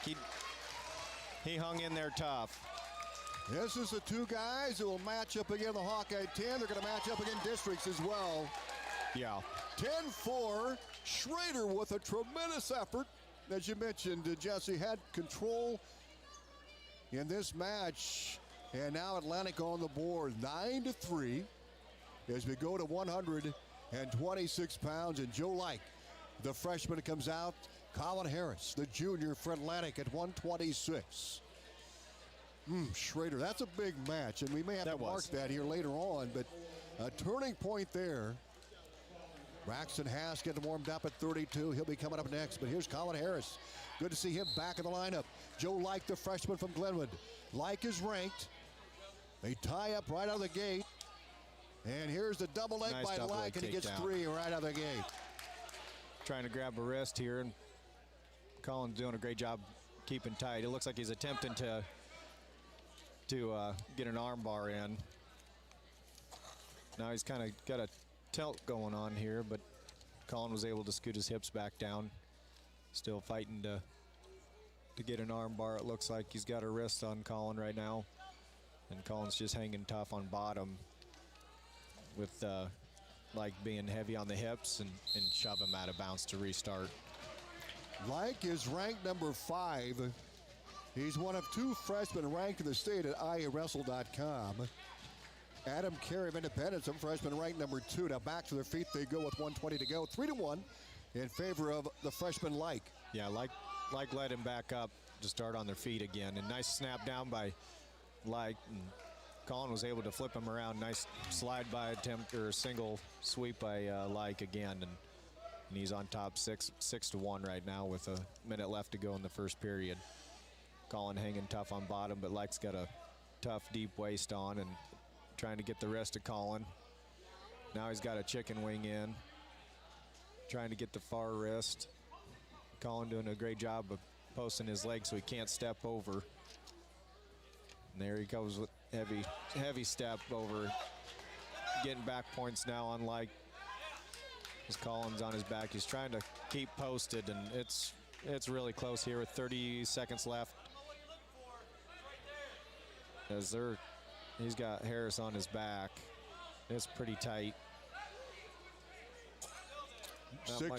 Not much you can do here. No.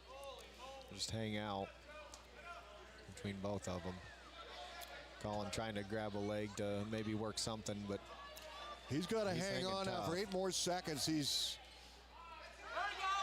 4 seconds, 3, 2, 1, and Colin Harris survived. Oof. He did a good job. I don't know how he did, but he had his elbow posted just enough to keep his shoulder off the mat. It's 10-1 right now. Like the freshman with the lead. Harris will go down, and boy, he had to battle there, and he was inches away. Good job by Colin to fight that off. We'll see what he can do here now. It's on the bottom. Needs to get going off the whistle here. Like did a great job keeping deep waist and bringing him right back down to the mat. He's got one leg hooked. Staying heavy hips here. And attempting to do a tilt, but Colin was able to get loose. He's still staying heavy and working that arm again. Looks like an arm bar attempt, but now he's got a wing in.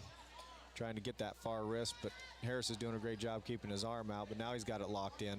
Big step by Like again.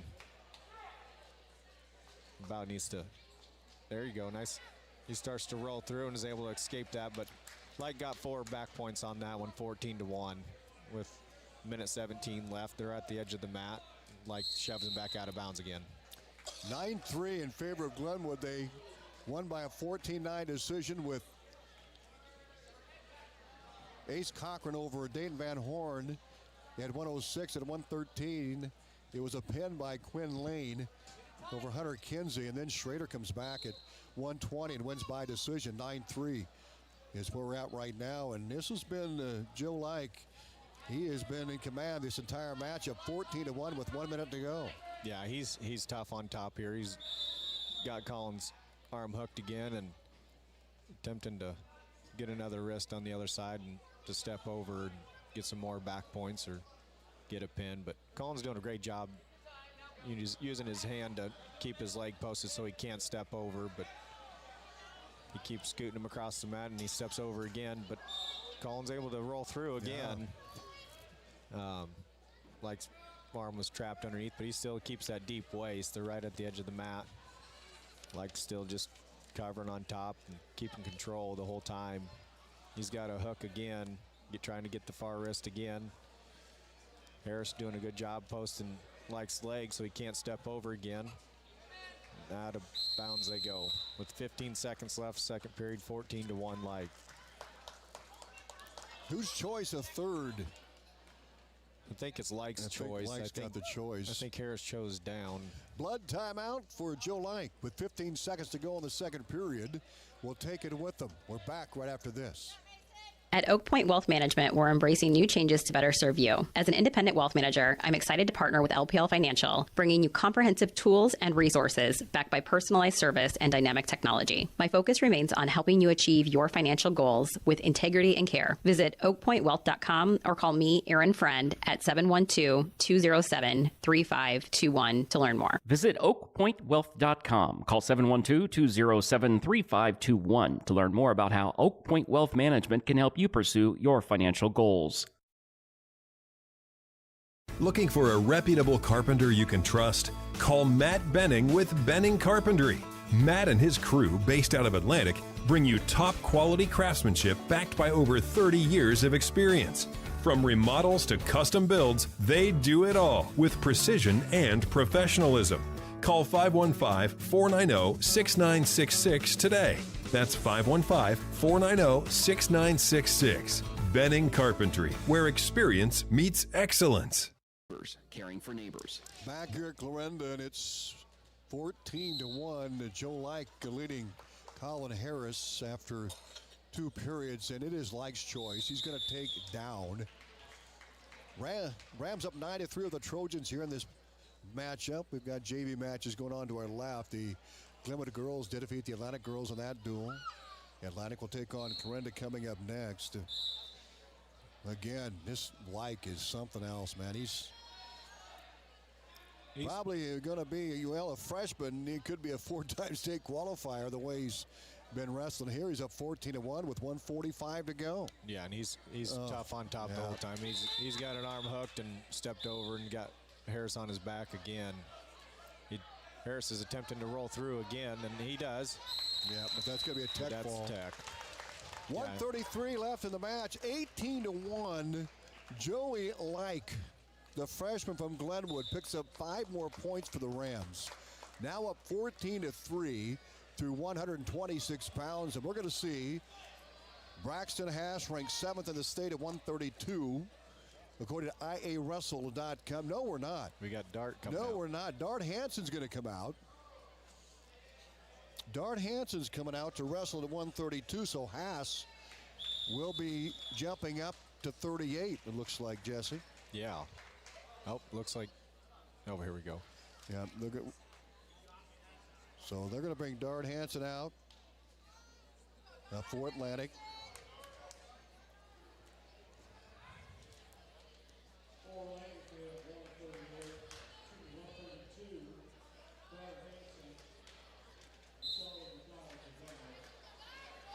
So here we go. Charlie McDonald. McDonald's out. He had a win in the match against Clarinda. So Dart Hansen, the senior, wrestling here at 132 pounds. Hansen staying aggressive here and tying up, but nice shot attempt by McDonald as he kind of in a scrambled position. Dart with his butt on the ground, and McDonald's able to scoop it around and get a 3, and Dart was right back to an escape. Their collar tied pretty tight, and Hansen with a shot attempt, and out of bounds they go. 1:28 left, 3-1. McDonald. Their collar tied in, and McDonald's got a single in right now. Hansen staying tough with the sprawl as a crossface with an arm tied in. He might be able to get scooted around, but McDonald doing a great job staying tough with the leg. Hansen gets 3. So 4-3 Hansen right now, riding tough on top, but lets McDonald go again. Both on their feet, 4-4 with 56 seconds left. Zayd Hansen does a shot, and out of bounds they go. 14-3, Rams with a lead over Atlantic. We start off at 6. That's through 4 matches here at number 5. McDonald went for a shot, and Hansen was able to get an ankle. They're kind of in a scramble position, but Hansen's got a cross face in and knocking McDonald's hips down. He needs to focus on coming around and getting 3. 25 seconds left. If he keeps the arm hooked, he might be able to walk him around to his back, but he got 3 there. Played it safe. Now he's got a cradle. There's the cradle, Jesse. There's the cradle. He needs to hang tight. He needs to get his other leg hooked, but this will be big here. Oh, if he can get a pin. He needs to adjust him a little bit. He's got his shoulder up. There it is. They're not giving it to him. 3 seconds. They should. He's got there it tight. It is. Oh, he didn't give it to him. He didn't give it to him. His time runs out. Oh, man. I guess he saw something we didn't see up here. 11-4, though. Dart Hansen with the lead. He got that cradle in tight, and he didn't get the pin. He'll go down. McDonald deferred, and Hansen chose down. Whatever by Hansen. Landing down 14-3. Boy, that would have been big if he would have got that pin. Nice stand up by Hansen. He's free. He's got one escape here, and they're collar tied. Nice shot up by Hansen, able to scoop the ankle. Kind of a scramble position. McDonald has an ankle of Dart's. Dart's kind of got a cross face in, but McDonald's staying hanging tough on the ankle of Dart. He's got back points again. He's got a cradle again. Stacked. He's going to get it. He's going to get it. There you go. He got it. Oh, was that big, Jesse? That was huge. Hopefully this swings some momentum for us right here. It was 15-4. Hansen getting back points and got the pin. The senior for Atlantic. And now the Trojans 14-9 within 5 on that pin by Dart Hansen 32. That was quite a strategic move by Coach Duff, because now you move up Braxton Haas to 138 for the Trojans. We'll see who they bring out for Glenwood. It's probably going to be Christensen, Ben Christensen. Haas, who went over 150 career wins the last weekend at the Lloyd Schaefer up in Marion, ranked 7th in the state, a 2-time state qualifier. And here we go, Atlantic down by 5, 14-9 at 138 pounds. They tie up as Christensen out for Glenwood. Looks like Christensen's got inside tie here, and one wrist to Haas, but they're staying center of the mat. Not much going. They break away to regroup. Haas has one knee on the mat, goes for a shot attempt. Christensen has a front headlock, but a couple reshots. Still tying up. Looks like a 2-on-1 by Haas, with Christensen keeping him at bay with his head locked on him. Looked like Haas was trying to do a slide-by attempt right at the out of bounds. Back to the center they go. Haas is aggressive here, and I heard from young one wrestler, he was wrestling Haas in practice in the room, and he said he thought he was wrestling a ninja. I know that young guy, too. Oh, yeah, we know that guy. Haas is like wrestling a ninja, a senior. What a throw by, slide by He's got single leg in. He's got it elevated, but Christensen has his head locked in there. He's got a headlock.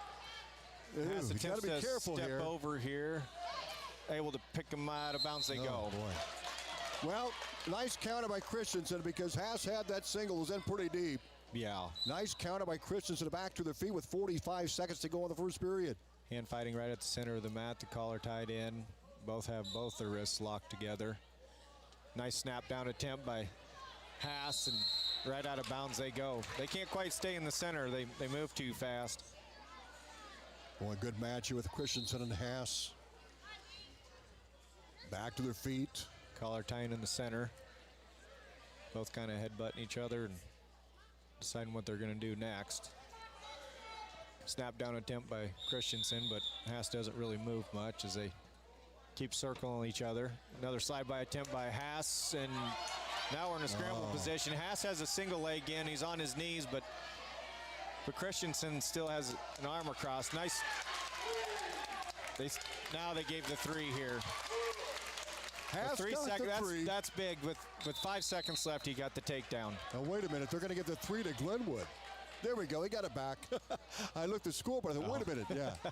I guess I wasn't looking at the scoreboard, I guess. You're too busy. Yeah. Well, we go to the second period, and Braxton Haas up 3-0 over Christensen. And Haas is down here. Whistle blows. Haas attempt to stand up, trying to peel the hands, staying close to center as Christensen whips him back around, and Haas attempted to switch, but out of bounds they go. 1:48 to go. Second period. Braxton Haas will go down. Christensen will cover. Haas getting that takedown late in the first period. And here we go. Haas trying to protect his arms here as he's slowly attempting to come up. Now he does, and he gets an escape right away. Now they're collar tied at the center of the mat. Both trying to decide what they're going to do next. Haas tried to do a slide by again, but didn't work. Christensen able to stay put. I don't believe that score is right. It should be 3-1. Christensen got the escape, or did Haas get the Haas was okay. down. He had an escape and the takedown, so it's 4-0. 4-0. Christensen with a single leg in. That shouldn't be three. He was out of bounds. 4-0. Haas with the lead. 1:14 to go in the second. And Haas will be on his feet here. And Haas had the underhooks there, but Christensen was able to step through and trip him. And luckily went out of bounds, so no points for Christensen. Looks like Haas has got a 2-on-1. He does a nice slide by. 7-0. Haas up 7-0. How about that, Jesse? That was, I don't know if I've seen Haas do much of a slide by, but he sure is doing it tonight. He's got a 2-on-1 here, trying to tilt him over. He's going to get some points here. Back points for Haas. Hopefully he can keep him in bounds here. They're right on the edge with about only Haas's foot's in bounds. And out of bounds they go. 39 seconds left. It's 11-0 Haas. McDonald's down. 14-9 Glenwood. Haas can at least get a tech fall, then tie it up here. Glenwood got off to a great start with Cochran and Lane picking up 9 points collectively. Joseph Light got a tech fall at 26. But then it was Dart Hans with a pin at 32. And Haas in control here with a half a minute to go in the second period, up 11-0. And a tight waist, and back to his base goes Christensen. Haas trying to break him down towards the near end of the mat with 18-17. 15 seconds to go here in the second period. He's got a 2-on-1. He's trying to tilt him over, but couldn't quite get it. But he went opposite directions here. He's got back points. He's got back points. 3, 2, 1. Hey, how about that? How about that? Good Braxton job. Haas. He wrestled up today at 138 pounds. And a dominating performance here. He's up 14-0. We're going to start the third period. Christensen Neutral. chooses neutral. Here's the whistle. Haas needs a takedown for a tech fall. Nice snap down again.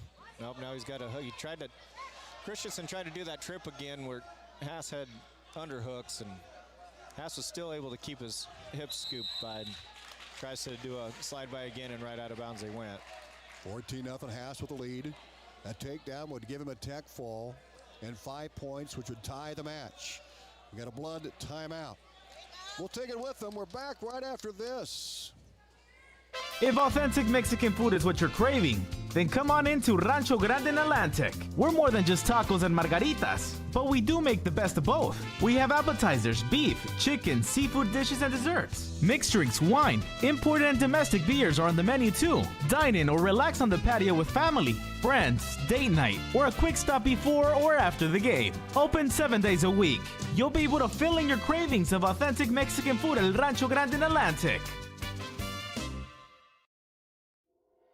SWITA is your public transit provider in southwest Iowa. Gas prices got you down? The blood timeout is over. Christensen has all cleaned up. He'll come out of the mat. 1:44 to go in this final period, and Haas up 14-0. Rams up 14-9 here in this duel, but this is a big match here that could tie things up. Haas looking for that shot. Start off low. He's got the head. He's got a head. There he goes. Haas tried to do the slide by again, and Christensen was ready for that one that time. As they kind of, Christensen has an underhook, but Haas has an arm across his back, but Haas on one knee. Now Christensen tried to do a slide by, but Haas, quick move in here. He had to snap down, then try to do a shot. Now Christensen has a good single in, but Haas has an ankle in as he tries to scoot around, and there he goes. He gets the three. We're tied at 14-14. Dart Hansen with a fall. Braxton Haas with a tech fall. Keaton Schrader had a big win for Atlantic at 120. And now we go to 144 pounds. Trojans tied up at 14-14. Both these teams unblemished to the Hawkeye 10 Conference. This is really going to go a long way. Now we have Decide Hagen. the winner. Hagen at 44. Yeah, Hagen come up at 44. Connor Weir will come out for Glenwood at 44. Here we go. 14-14. Weir and Hagen at 144. Here they go on their feet. Collar tie right of the gate by Weir. Hagen had a wrist. Now they switch hands, and Hagen with a couple fakes. Now he has a single, switched off to another single on the far leg as he steps across. We're still holding on to an ankle, so no points yet. Now he got three. Landon's got three, and a potential back points here. If he keeps that leg scoop, that doesn't quite go over 90 yet as he readjusts to get an arm pulled across more to attempt another back point. Still really close, but we're hanging tough on bottom right now, even though he's got his leg trapped. Landon keeps adjusting around, but Weir's doing a good job pulling his arm across, so he can't keep turning him. Now they adjust. Now Hagen's back on top. Weir being posted off. He's got a crab right in, deep waist. Hagen switches to looks like a wing potentially, or a 2-on-1. Weir kind of hand fighting underneath to get his arms free again. Hagen trying to grab a far wrist. He has a wing in, but it's not real tight to his back yet. Now he's trying to get his wrist back across, but Weir's just kind of posting out and not giving him much of anything. Now Landon's got a 2-on-1, trying to pressure him forward. Weir's just not giving him much. He has great defense, keeps rolling his wrists out. Now Hagen's got a half now crab ride in, deep waist. Hanging tough with 15 seconds left first period, 3-0 Hagen. Weir's hanging, being tough on bottom and not giving Hagen any opportunity to get him turned here. 3 seconds left, 2-1, the end of the first. Well, Hagen up 3-0. The Rams picking up wins at 106, 113, and 126. Atlantic with wins at 120, 132, 138. And Landon Hagen leading here 3-0. We're tied at 14 here. So Weir chose down, and then Landon let him up. Yep, so now they're neutral. 3-1, still Hagen. Their collar tie in the center. Both got a hand on the head. Nice shot by Weir, but hold on. It's like Hagen got poked in the eye or something.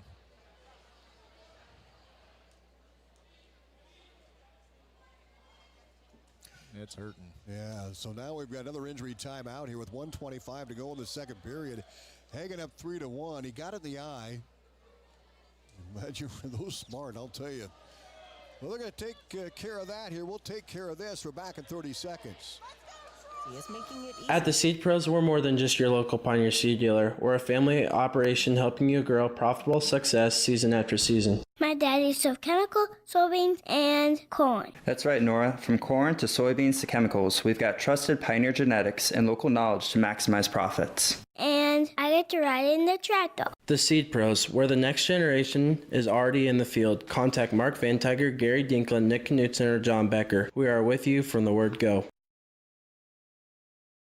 Why is the oxygen tank empty again? Welcome back. High school wrestling tonight here on KS 95.7 FM. Our live video stream, WesternIdahoToday.com TV and YouTube, powered by Nish Nanette. So we're going to resume action here. And it's Hagen up 3-1. We're tied at 14-14 in the match. Again, we have action. Tie up in the center. 1:48, 1:47 to go. Keep switching hands. Nice single shot by Hagen. He's got a leg hook now. They gave him the 3. So he tries to drive him forward with that leg locked inside. And Weir stands up and was able to get escape. 6-2 now. Collar tie again, kind of off center as they both fight for hand control. Snap down attempt by Hagen. Weir still hanging tough. Hagen's got a single leg in, switching to a double. As Weir's kind of off his hips, and 3 again by Hagen. Hagen lets him up again. 9-3. Minute 10 left. Hagen with a single shot attempt. Back to their feet again. Still hand fighting. As Hagen tries to snap down. He's kind of got a front headlock in right now. Weir trying to scoot his hips around. Another shot attempt by Hagen. Now Weir's got a front headlock in. Lena's got a knee down. Back to his feet again. Now he shoots as a single leg in, but now he's got Weir on his hips. It needs to keep scooting around, get the 3, but Weir's able to knock his hips down. Scramble position, they're both kind of on their sides. Hagen's got a leg hooked. Yeah, leg hook, but they're going to have a Weir's stalemate here, I believe. You're going to have to. Well, no, Hagen's making some progress. Yeah, there's a stalemate. 24 seconds to go. 9-3 Hagen. A win for Atlantic would put them in the lead. They were down 9-0 early before Schrader got a decision for the Trojans at 1:20. Slide by attempt by Hagen. Collar tie in the center of the mat again. So they're fighting for a wrist control on the other arm. Snap down. Hagen's doing a lot of fake shots. Now Weir's got attempt to get an ankle pick, but Hagen doing a good job. Nice fireman's by Hagen. Oh, but Weir was able to scoot his hips around end of the period. 9-3 Hagen. Go to third period here at 144 pounds. Weir will be down. Hagen will take the top. Hagen, it was Hagen's choice. He chose down. Okay, there we go. Yep.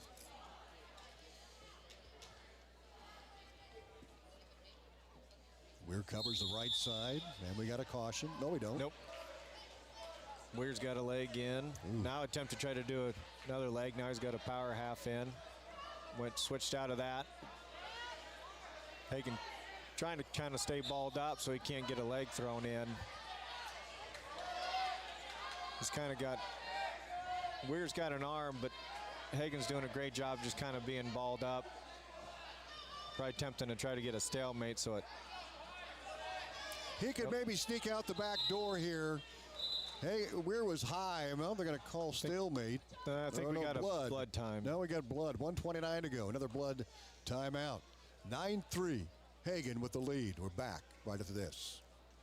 Just anything in your engine.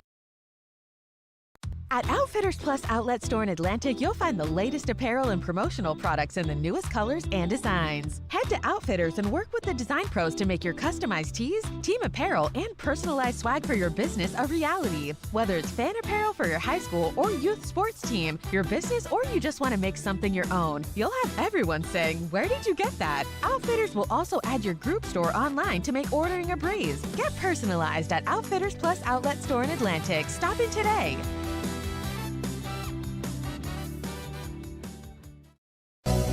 Hi everyone, this is Tanner from the Atlantic Hy-Vee. Have you signed up or upgraded to our Perks program yet? It's free and gives you instant savings. If you're not signed up, no worries. We can sign you up in-store. Super easy and instant savings. You will still have the fuel saver savings on gas. We're the only store in town committed to giving you the cheapest gas. So when you choose the Atlantic Hy-Vee, you're not just shopping, you're experiencing service, quality, savings, and purpose. And as always, thank you for choosing Atlantic Hy-Vee. Taking up 9-3. We're tied at 14-14 here. Glenwood and Atlantic. It's Weir covering the top. Hagen is down. Another caution. Caution on Hagen. Guys are getting after it. They want to get as quick a start as they can. There's Weir on the top, and Hagen gets to his feet and separates and a point. 10-3, Hagen. He's able to get up quick enough and block that leg from going in for Weir. Now collar tie again. Hagen attempt to slide by. Now they're fighting wrist control on the left side, breakaway. Hagen still moving his feet. Collar tie again. Now Hagen has an overhook. Weir underhook. Still fighting hand control on the other one as they fight to the edge of the mat here. Weir kind of pushing Hagen out of bounds. Now Hagen pushed Weir out of bounds. 51 seconds left on their feet. Well, Hagen 1 point away from a major here. That'd be 4 points. Atlantic tied with the Rams at 14-14. They were down early 9-3. Single leg shot attempt by Hagen. Weir doing a great job there. He got a shot. 13-3 Hagen. He's got a major decision going on right now with a half a minute to go.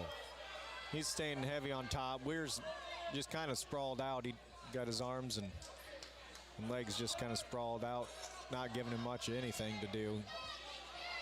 Definitely doesn't want to get turned, so he'll just kind of post out and not give him much of anything to work with. Hagen trying to come out to the side and scoop an arm, or now he's got an arm behind Weir's back. Short time, 2 seconds left. He tries to turn him. Got maybe one. Nope, they didn't give it to him. 13-3 Hagen.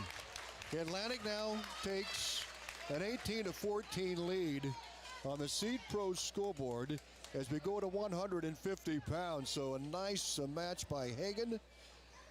The Rams took the early lead with Ace Cochran winning by 14-9 decision over Nate Van Horn to take a 3-0 lead. Quinn Lane then pinned Hunter Kinsey at 113 of Atlantic. 6-0. 6 points, 9-0 Rams. Then Keaton Schrader got a 10-4 decision at 120 to make it a 3 points for the Trojans. It was 9-3. Joseph Like made it 14-3 with a tech fall over Colin Harris at 26. Then Atlantic went to work. They've won 3 straight. Hands with a pin at 32. Haas won by tech fall at 38. Hagen wins by a major decision 44. Atlantic up 18-14. We go to 150, Jesse. We got Hadley out here right now. Nice shot attempt by Hadley. Switch to a double. Keeps driving, back to a single, back to a double. Got some on it, takedown. That was beautiful, way to stay aggressive. Hadley staying heavy on top. Has an arm reaching for the wrist. Staying heavy on the hips right at the edge of the mat. As they attempt to stand up right at the edge. Still in bounds. Hadley kind of switches around to a double, takes him down. Got a little too high there. Nice high. And reversal. Tate Boothie, the freshman, now down by 1, 3-2. Hadley with the lead, but the escape now up 4-2. Nice job by Hadley. He's moving quick tonight. They stay in the center. Nice shot by Hadley. He's got a single in. Elevates it. Tries to step across. Booth doing a great job sprawling and keeping Hadley's leg from stepping forward. Probably going to be a stalemate here. Yep. 4-2, Hadley with the lead, 47 seconds to go in the first period. Boothie, just a freshman, The younger brother of Drake Boothie, the 285-pounder. We're back to work again. 43 seconds to go in the first period on their feet. Shot by Boothie, a half shot. Hadley able to block easily. Hadley tapping his head, and they're fighting hand control now. Collar tied. Hadley keeps moving back and forth. Nice single shot attempt again. Switch to a double as he comes around and gets another three. 20 seconds left. Hadley heavy hips. Hopefully he stays settled in here and doesn't get too far. As Booth is kind of staying balled up, not giving him much of anything. 10 seconds left. Hadley tries to get his Booth's arm behind his back, but now he's fighting hands again as Booth gets an escape. Short time into the first. So 7-3 Hadley right now. But Booth is hanging in tough here. 7-3 after one period. Hadley goes down. Here, girls score. Atlantic Trojans, they win their third straight now. They defeated Clark on the road 66-23. So the Trojans have won 3 straight. They go to 9-7. They'll have Creston on Monday at Creston. So Coach Farguson, congrats to him and your team there. Back to wrestling here. 7-3 Hadley with the lead. He's on the bottom. He's going to try to get the escape for one. They're on feet, and Boothie gets him out of bounds. Shoves him out of bounds. Booth has a caution also right off the bat. Back to the center they go. 7-3 Hadley, minute 54, second period. Stand-up attempt by Hadley. He's trying to peel hands at the center of the mat, and he breaks away. 8-3 Hadley. Tapping Booth's head. Now they're both fighting wrist control. Hadley kind of has a deep waist, but Booth has a he's looking for the cradle. Now he's got a cradle attempt in here. He's got the three.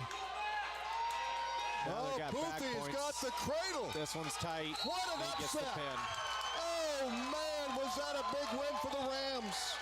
The freshman, Tate Boothie, was dominated during the entire match, and then he gets the cradle and the pin. Oh, that's huge for Glenwood. They're up 20-18. And how about that freshman from the Glenwood Rams? He hung in tough. Oh, man. He never doubted himself. They go to 157 pounds. Well, the Glenwood Rams get a big win. That's an upset, I would say. But, boy, Tate Boothie, what a job. Calvin Hayes comes out for Atlantic. Returning state qualifier a year ago. Trey Williamson of Glenwood. At 157, we're underway right out of the gate. The Rams with a 24-20 lead. Nice shot by Hayes here. He's got him on his almost on his back here. He's got both his arms tangled up as Hayes tries to keep walking around, but Williamson doing a great job posting a leg out so he can't get much farther as they stay in the center of the mat. Hayes still has that arm across him trapped. Now he's got a 2-on-1, gonna do a tilt. Should be getting some back points here, but they haven't counted them yet. So they stay right in the center of the mat. Hayes still has a 2-on-1, heavy hips. 24-20. Rams the lead on the team score. We're at 157, 65, 75, 90, 215, 285 to go. Now Williamson had to stand up, and he gets an escape. 3-1 back to the center of the mat. They're both collar tied. Now Williams has a 2-on-1 shot attempt. Hayes has a wrist. Now they clear away. Scoot to the edge of the mat here. Both collar tie, fighting hand control. Both have an underhook, overhook. Circle on the edge of the mat. Out of bounds they go. 44 seconds left. 3-1 Hayes. First period.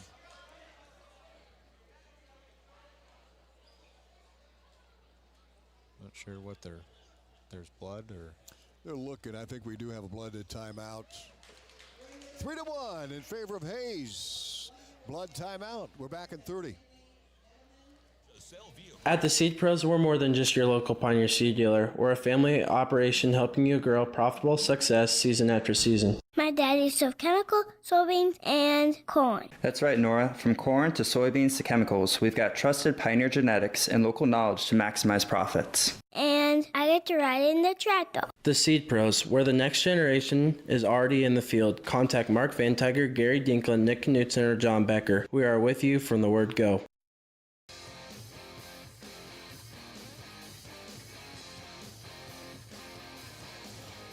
(24-20) Rams with the lead. They got a big win by Tate Boothie at 150 pounds. Atlantic had won 3 straight at that point, and Boothie with the fall over Carter Hadley at 237 stopped the Trojan run, put the Rams up 24-20. Williamson now trailing Calvin Hayes of Atlantic 3-1 with 44 seconds to go in the first period. And Coach Weber is going to go discuss some things at the bench. Now he's going to go back. They're looking at the score here. If that's correct, 24-20. I think I added them up there, Jesse. Owen Miller, or excuse me, Ace Cochran with a decision. Quinn Lane with a pin. Joseph Like had a tech fall. And Boothie with the pin gives them 20 points. There, they just now they got it adjusted. There's, okay, 2018. They've got that, and I thought that had jumped a little bit there. Yeah, they hit it right the first time. Yeah, you're right. I'm not sure what happened, and somehow we had 24. So 2018 Rams by 2 with that pin for Glenwood with Tate Boothie. Waiting to get rolling here again at 157 pounds. Trey Williamson of Glenwood, Calvin Hayes of Atlantic. Hayes up 3-1. Yeah, they're still looking at the scores over there. Ace Cochran got things started for Glenwood at 106 with a decision over Dayton Van Horn, 14-9. That made it 3-0 Glenwood. Quinn Lane came out and got a pin over Hunter Kinsey at 113 to make it 9-0. Then Atlantic got on the map. Keaton Schrader had a 10-4 decision over Brody Black. Atlantic trailed 9-3. We'll pick it up here in a minute. We've got action once again. Collar tie in the center of the mat. Hayes snapped down attempt. Still hand fighting towards the edge of the mat now as they keep collar tie hand fighting. Nope, blew the whistle for headgear. Back to the center they go. 33 seconds left first period. 3-1 Hayes. The collar tie in the center of the mat again. Hayes peeling off, get a wrist. Still switch back to collar tie. Still at the edge of the mat, hand fighting. Heavy collar tie on both of them. Not much happening. Here we go. Hayes with a single leg shot attempt. Now he's down. Got a headlock in by Williamson. Hayes able to break his hips down. Now he has a front headlock right at the edge of the mat. And out of bounds they go. Still 3-1. You start the second period. Rams had the choice, and Williamson says, I'm going to defer. So Hayes will take down with a 2-point lead. Atlantic down 20-18. Just below. Hayes threw his arm back to block a possible leg as Hayes comes up to his feet. Williamson has a leg still scramble position. Hayes is trying to break his hips down. Hayes going to post that head, or did. Sitting at the edge of the mat, and Williamson holding on to Hayes' leg for dear life. Hayes has a ankle in, able to get his hips broke down. As Williamson still just has Hayes' arm locked in really tight. Not really doing much of anything. Hayes will go down again. 1:30 to go in the second period, up 3-1. We're at 157 pounds. Whistle. Hayes trying to get the jump start. It seems to be an issue tonight for both teams. Now it's caution, not Williamson. Caution. I'm not sure. They got it clean that time. That seems to be another battle. Hayes to his base. Hayes to his feet. Hayes trying to get the one. And he's taking it right back to the mat. Williamson doing a heavy crab ride there, just right at the edge of the mat. Now he's got a leg in on Hayes, still at the edge of the mat. But Williamson has his arm trapped in his leg there. He was able to break it loose. And Hayes is teed up, kind of balled up a little bit. Williamson's he's getting high. His head's actually touching the mat as Hayes keeps scooting. Yeah, Hayes got him on his back. Got the reversal. He should be getting some back points here. He's got back points. He's got it pretty tight. He's able to keep walking his arm around. Now he's got reverse a half. He's got back points. He's got a lot of time. He's going to get a pin. There it is. He's going to get a pin. 38 seconds. So he's sitting there watching. He needs to get his head picked up. He's got to get pressure on that right shoulder, and he'll get a fall. 28 seconds to go. Hayes needs to suck it in tight. He keeps adjusting, sitting there right there at the end. There it is. Oh, was that big? Atlantic back up, 24-20 with a pin by Hayes. He counters Tate Boothie's pin over Hadley at 50. We go to 65. What a match. We knew it was going to be a good one. Atlantic up 24-20 on the Seed Pro scoreboard. And we go to 165. It'll be Jaden Harder, who reached a milestone earlier this year of 2026 after the break, over 100 wins. And he'll come out. Atlantic, they haven't changed the score yet. There is 24-20. Atlantic with the lead. We go to 65, Jesse. Is this Hickman here? I believe it is. We'll get it checked. Zach Hickman of Glenwood and Jaden Harder of Atlantic at 65. 24-20. We have action here. They tie up. Shot by Harder. He gets in with a good single. But Hickman was able to get Harder's leg, but Harder got it broke loose. Now he's getting back points off the three. Harder's able to scoop the leg here. Now a half. A Turk. Now he's got a half in, trying to get the far wrist. He needs to be careful, try to pull him in bounds so we don't go out of bounds. Got 4 back points here. So he keeps kind of scooting him out of bounds. Now he's got an arm across his back and supposed to blow out of bounds. 6-0. Harder off to a very good start. He came out aggressive. And Hickman will go down. 1:25 to go in the first period. Atlantic up 24-20. Harder hanging tough, got a 2-on-1. Here's a tilt attempt, but Hickman was able to roll through. Now it looks like Harder's trying to do a ball and chain, switches off again. It has a wrist trap. Now he's attempting to pull it over Hickman's back, kind of pinching his arm in with the Harder's leg, trying to reach across. Yeah, he set up a pinning combo here. Here we go. He got it. He got it. He got it. Nice job. Yep. There's a pin.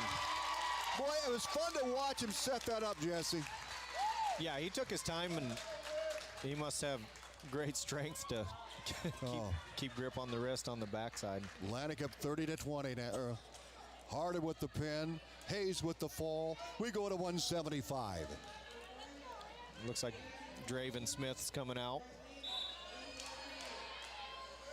Smith of Atlantic at 175 for the Trojans. Atlantic up by 10. Glenwood had that big fall by the freshman Tate Boothie at 50.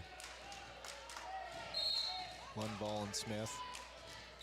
Lundvall ranked for the Rams at 175 pounds. Smith not rated. They didn't put their bands on.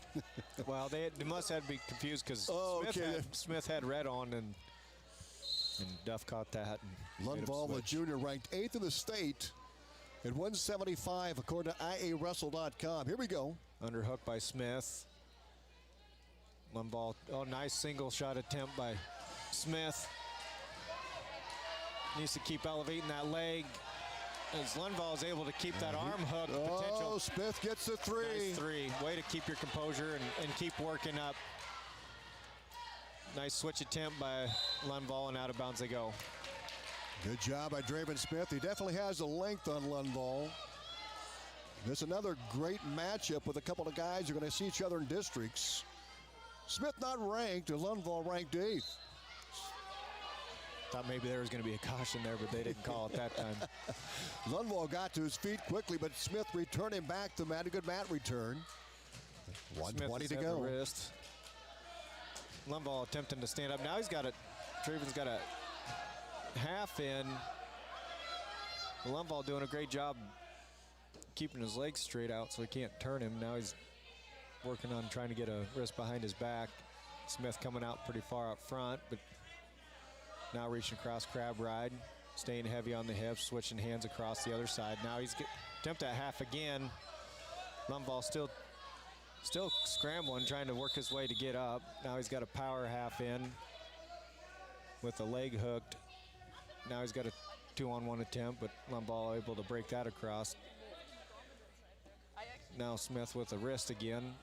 Has Lundvall's hips broke down. Now he's back up to his base again as Smith attempts another crab ride, trying to get the far arm.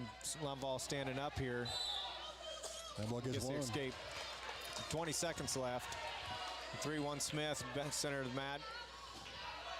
Smith has an underhook. Lundvall attempt a shot. He's kind of just sitting dead center, not much of anything. Smith got the far ankle across trying to step over to get his three. Needs to be huge to get a three right here, short time. And we're out of time. Yep, that's it. 3-1. Draven Smith put the lead. Time ran out on him, and Glenwood coaching staff, they were. Now Coach Duff was looking for the possibility of some points there. You can tell this is a rivalry and a big match, and both coaches sticking up for their guys. 3-1 Smith with the lead over Lundvall. Lundvall ranked. Lundvall deferred. It was his choice. Smith chose down. Smith needs to get up and out here. He's up 3-1.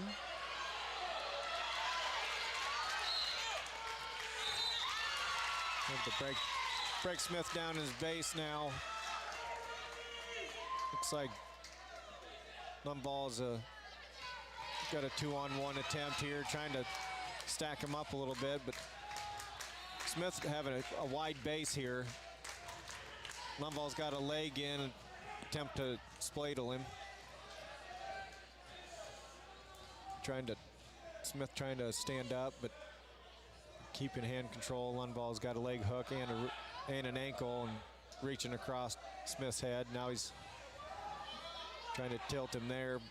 Smith still hanging tough, trying to hand fight.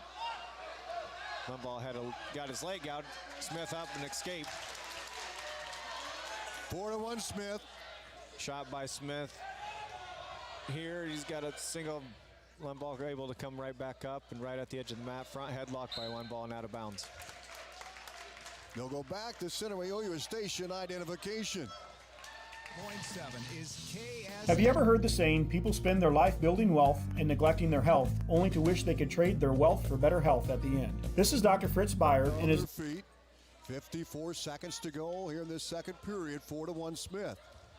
Heavy tie by Lundvall. He's got double underhooks here on Smith, close to the edge of the mat.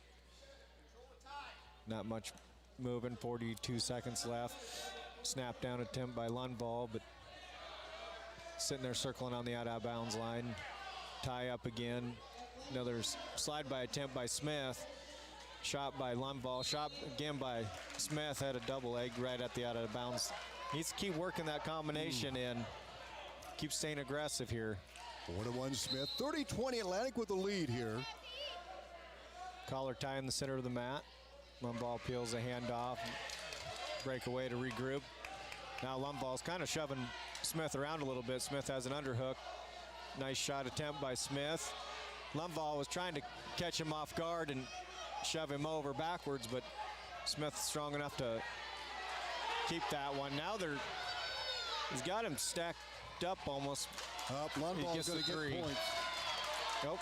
No, he didn't get it. Time ran out. Okay, I guess I wasn't looking at the clock. Boy. No, that's good. I mean, he had it, but time was at the goose eggs up down. We go to third period.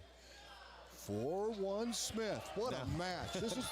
I mean, they've all been pivotal, but this is. Well, now it's 4-4 here, so they gave him one. Okay, they gave him a point. We're tied at 4. Lundvall on the bottom. Crab ride by Smith. Lundvall right up. Smith has a 2-on-1. He's got a leg in, power half. Needs to break him down forward so he doesn't get himself in trouble here. Needs to get his hips knocked down. Yeah, he's getting a little too high. He's high, and Lundvall trying to he kick can his come leg out out the back loose. door here. Lundvall He trying still to kick keeps his way scooting. out. Now Smith was able to adjust, and Lundvall sitting there trying to control his leg. He's got an ankle on Smith. Smith rotates to the top side. Nice He's job. going to get the reversal. No points yet. Smith getting high again. He needs to scoot himself back. Now Lundvall gets the reversal. Lundvall up by 2, 6-4, 1 minute to go. Smith on his feet. He needs to get an escape Peels here. for Now, one, now he needs to stay 6-5. aggressive here. He needs to keep trying to get that single leg in. Keep snapping down, keep snapping down. Out of bounds they go. 50 seconds to go. Lundvall up 6-5. Atlantic up 30-20 on the team score. Here we go, Smith. Don't let Lundvall get comfortable here. Now he's got an overhook and runs him right over to his back. He's able to get back to his belly though, right at the out of bounds line. 37 seconds left. 9-5 Lundvall. Now he's gonna attempt to cradle in. Needs to break that lock. 24 seconds left. Smith kind of just hanging out. Not much going on by either one of them. Lundvall kicked the toe in to burn some more time. 15 seconds left. 9-5 Lundvall. Well, the time's on Lundvall's side. Smith needs a takedown, needs a reversal. Quickly, 15 seconds to go. Lundvall will cover. Atlantic up 30-20. Smith. Attempt to come up, but Lundvall heavy on the hips and was able to throw him back down. Smith standing up again. 6 seconds left. 5. Trying to break away. They gave him 1. Time's up. 9-6. Lundvall with a decision over Smith. A great match by 2 solid wrestlers. We go to 190. And it's 30-23. Atlantic with a 7-point lead with 90, 2:15, and 2:85 to go. Hedrington will come out for the Trojans here at 190 pounds.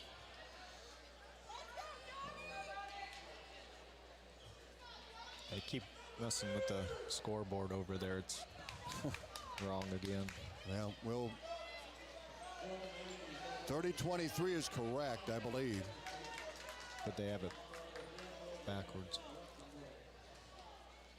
So Atlantic 30-23 will get him added up. Here's Hedrington with a double leg takedown right out of the gate. Went slide by, then right to a double leg, gets the 3.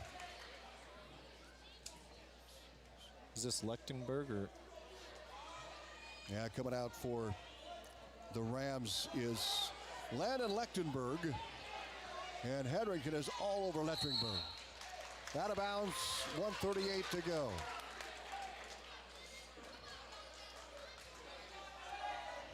Hedrington's all fired up here.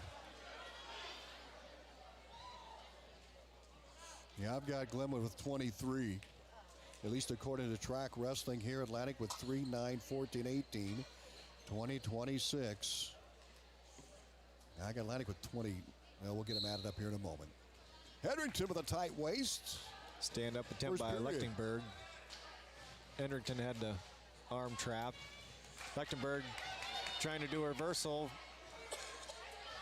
About come around in front, but Hedrington able to get a double leg and take him right back down, and on top he goes again. Breaks him down again, has a 2-on-1, trying to stack him up here. Lechtenberg able to get back to his belly. Hedrington has an armbar in, but switches to a wing and trying to stack him up again. Well, according to the score, if Hedrington will get a fall, that would clinch it for Atlantic with your 2 top wrestlers for Glenwood coming up at 2:15 and 2:85, but Hedrington Not sure. Trying to get the fall here. Atlantic up 30-23 is what we have with 54 seconds to go here in this first period. Not sure where they stopped it for. And Hendricks will be on top. And Lechtenberg will be on the bottom for Glenwood. Action. Switch attempt by Lechtenberg, but Hendrickson able to keep falling around hips. He tries to stand up attempt, but now the front headlock on Hendrickson as they stand up, but no escape for. Oh, there nice. you go. Had the underhook. Oh, there you go. Hendricks has to put his Nice back in a pin. pin. Oh, my goodness. It's huge. 36-23. That would clinch it if everything is copacetic for Atlantic. 36-23. Hendrickson went out and got a fall. Kohler comes out at 2:15 for the Rams. Traven Thomas for Atlantic at 2:15. 36-23 is the score we have. Atlantic. If my math is correct, Jesse Robinson, they would clinch this regardless of what happens. Kohler ranked number 1 at 2:15 in the state in 2A. He's a defending champion, going to wrestle in Northern Colorado. Traven Thomas, always fun to watch for the Trojans. We'll see what happens here. Heavy ties here. Traven's doing a great job moving his feet and circling around. As Kohler just kind of heavy hands on him and both tied up at the center of the mat. Traven's got a leg in, but Kohler has the arm hooked and able to take Traven straight down to the mat. Kind of has his legs almost like a leg lace, but now they're gonna, right at the edge of the mat, he's got Traven on his back, but I don't know if they'll give any back points or what that was about.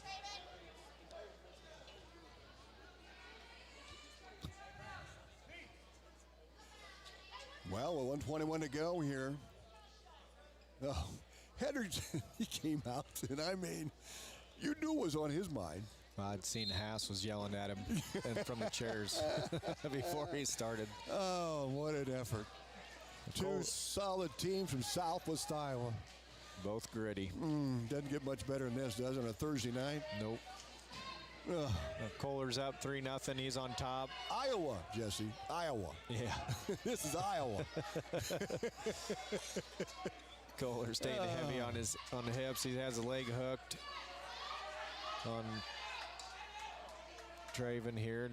Traven just kind of trying to keep control, keep a good base here. Kohler coming around front, trying to get an arm hooked. Has Traven's back exposed here as they count back points. 32 seconds left. Traven's attempting to roll back to his belly.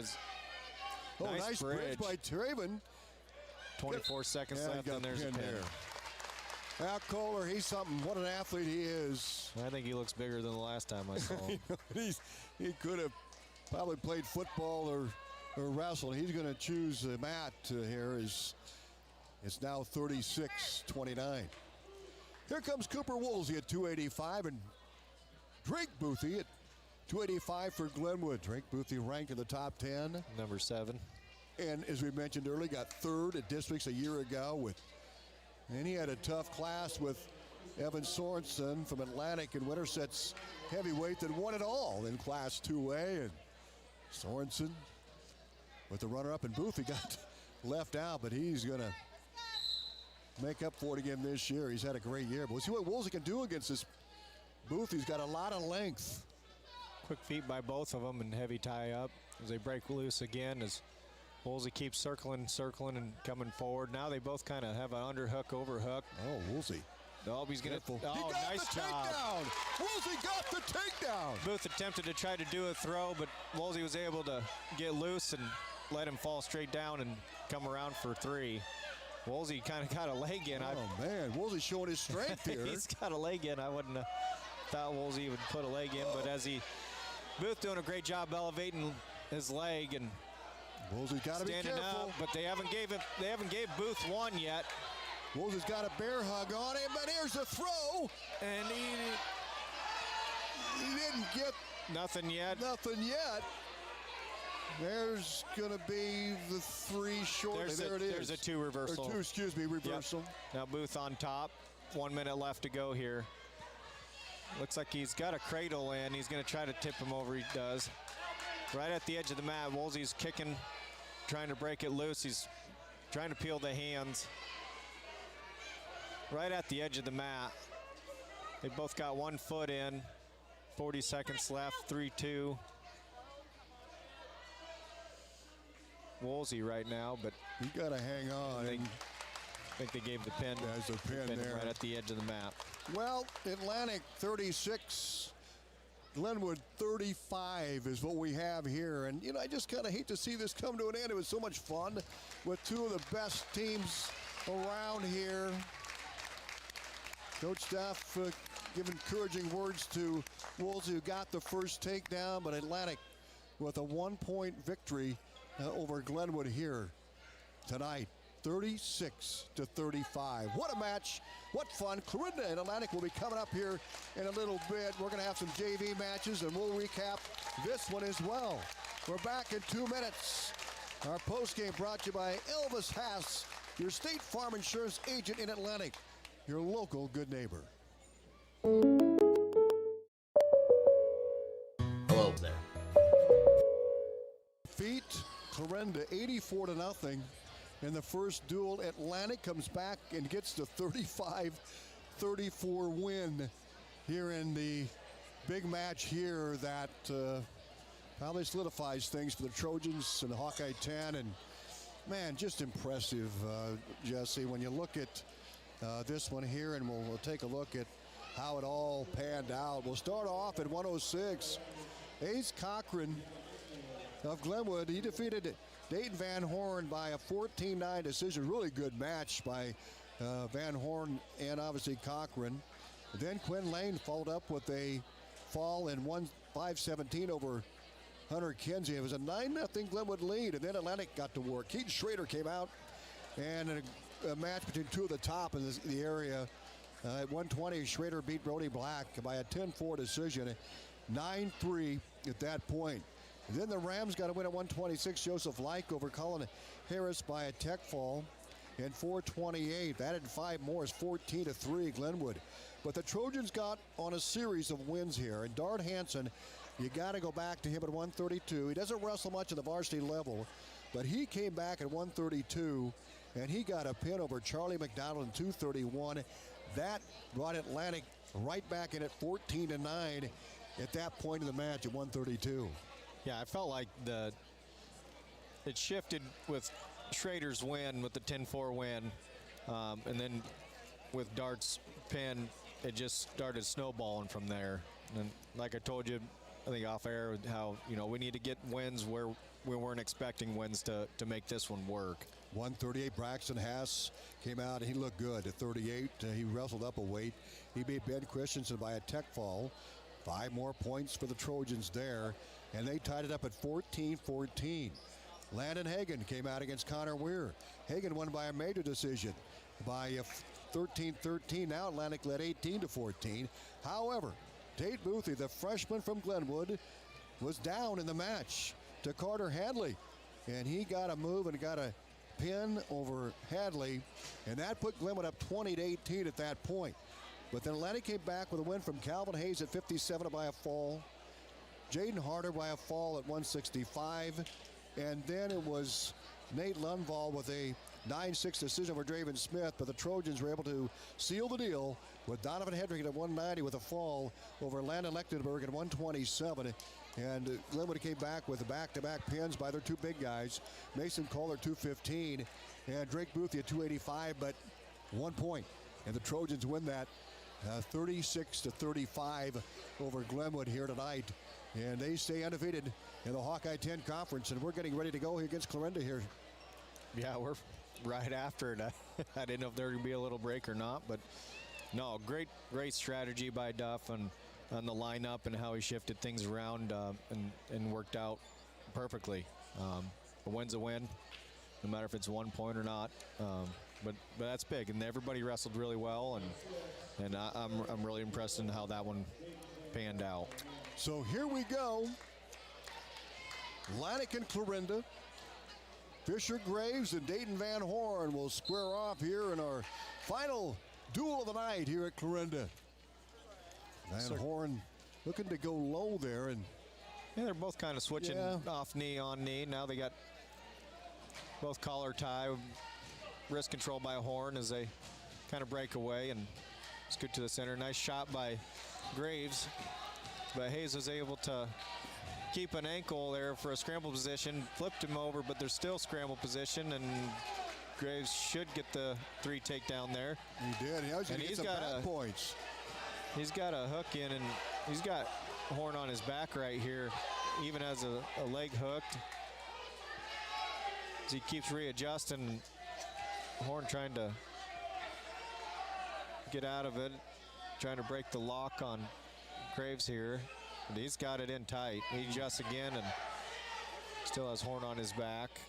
He keeps kicking out. He's hanging tough. He don't give up. Yeah, he's going to get the reversal here. So he should have 4 back points, Graves. Horn back to his back again. Wow, he's going to roll out of it, but 49 seconds to go. He's down 7-0. Graves has got it a good lock in there on Van Horn. And they still didn't even give him an escape. No.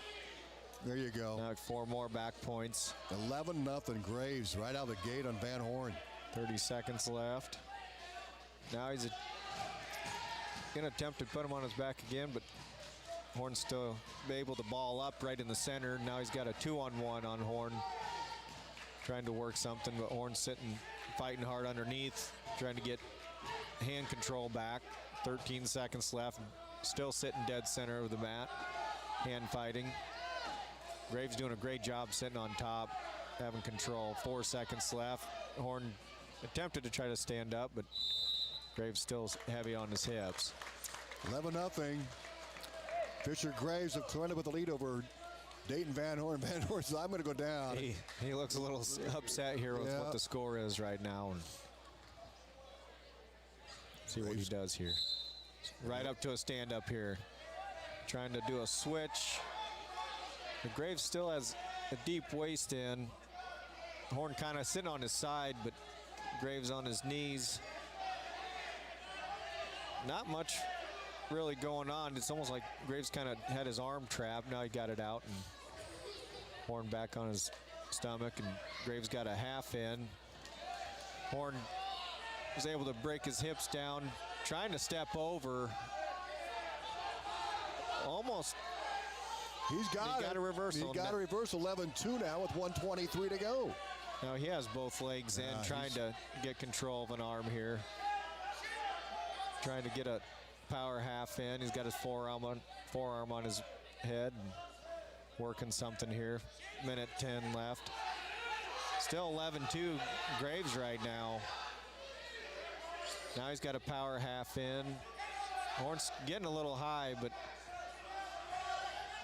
might be able to get a couple back points. They're counting him now, because he still has double legs in.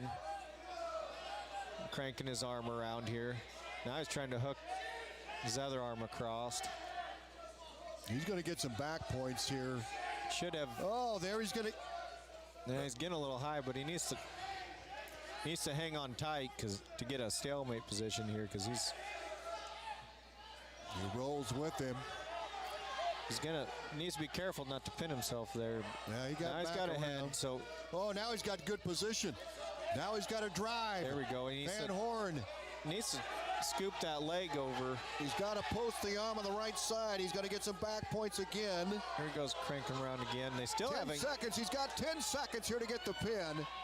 They still hadn't counted the back points he had. Now he's counting some more. There's close to a fall. 2 seconds, 1 second out of time. Oh, man, he was close to a pin. Van Horn on a comeback. So he's got 4. So 6, still 11-6 Graves. Graves' choice. Chooses neutral here. Boy, don't count Van Horn out. He was down 11-0. He's clock's front. The clock's not. There it goes. Yeah, still isn't running. There it goes. Now it goes. Right. 5-6 seconds off of there, but hand fighting towards off center of the mat here. Both fighting for wrist control. Horn has his head on the side of his ear of Graves. Attempt a double. Graves doing a good job sprawling, but Horn still has the double in. Out of bounds they go. Needs to keep driving forward.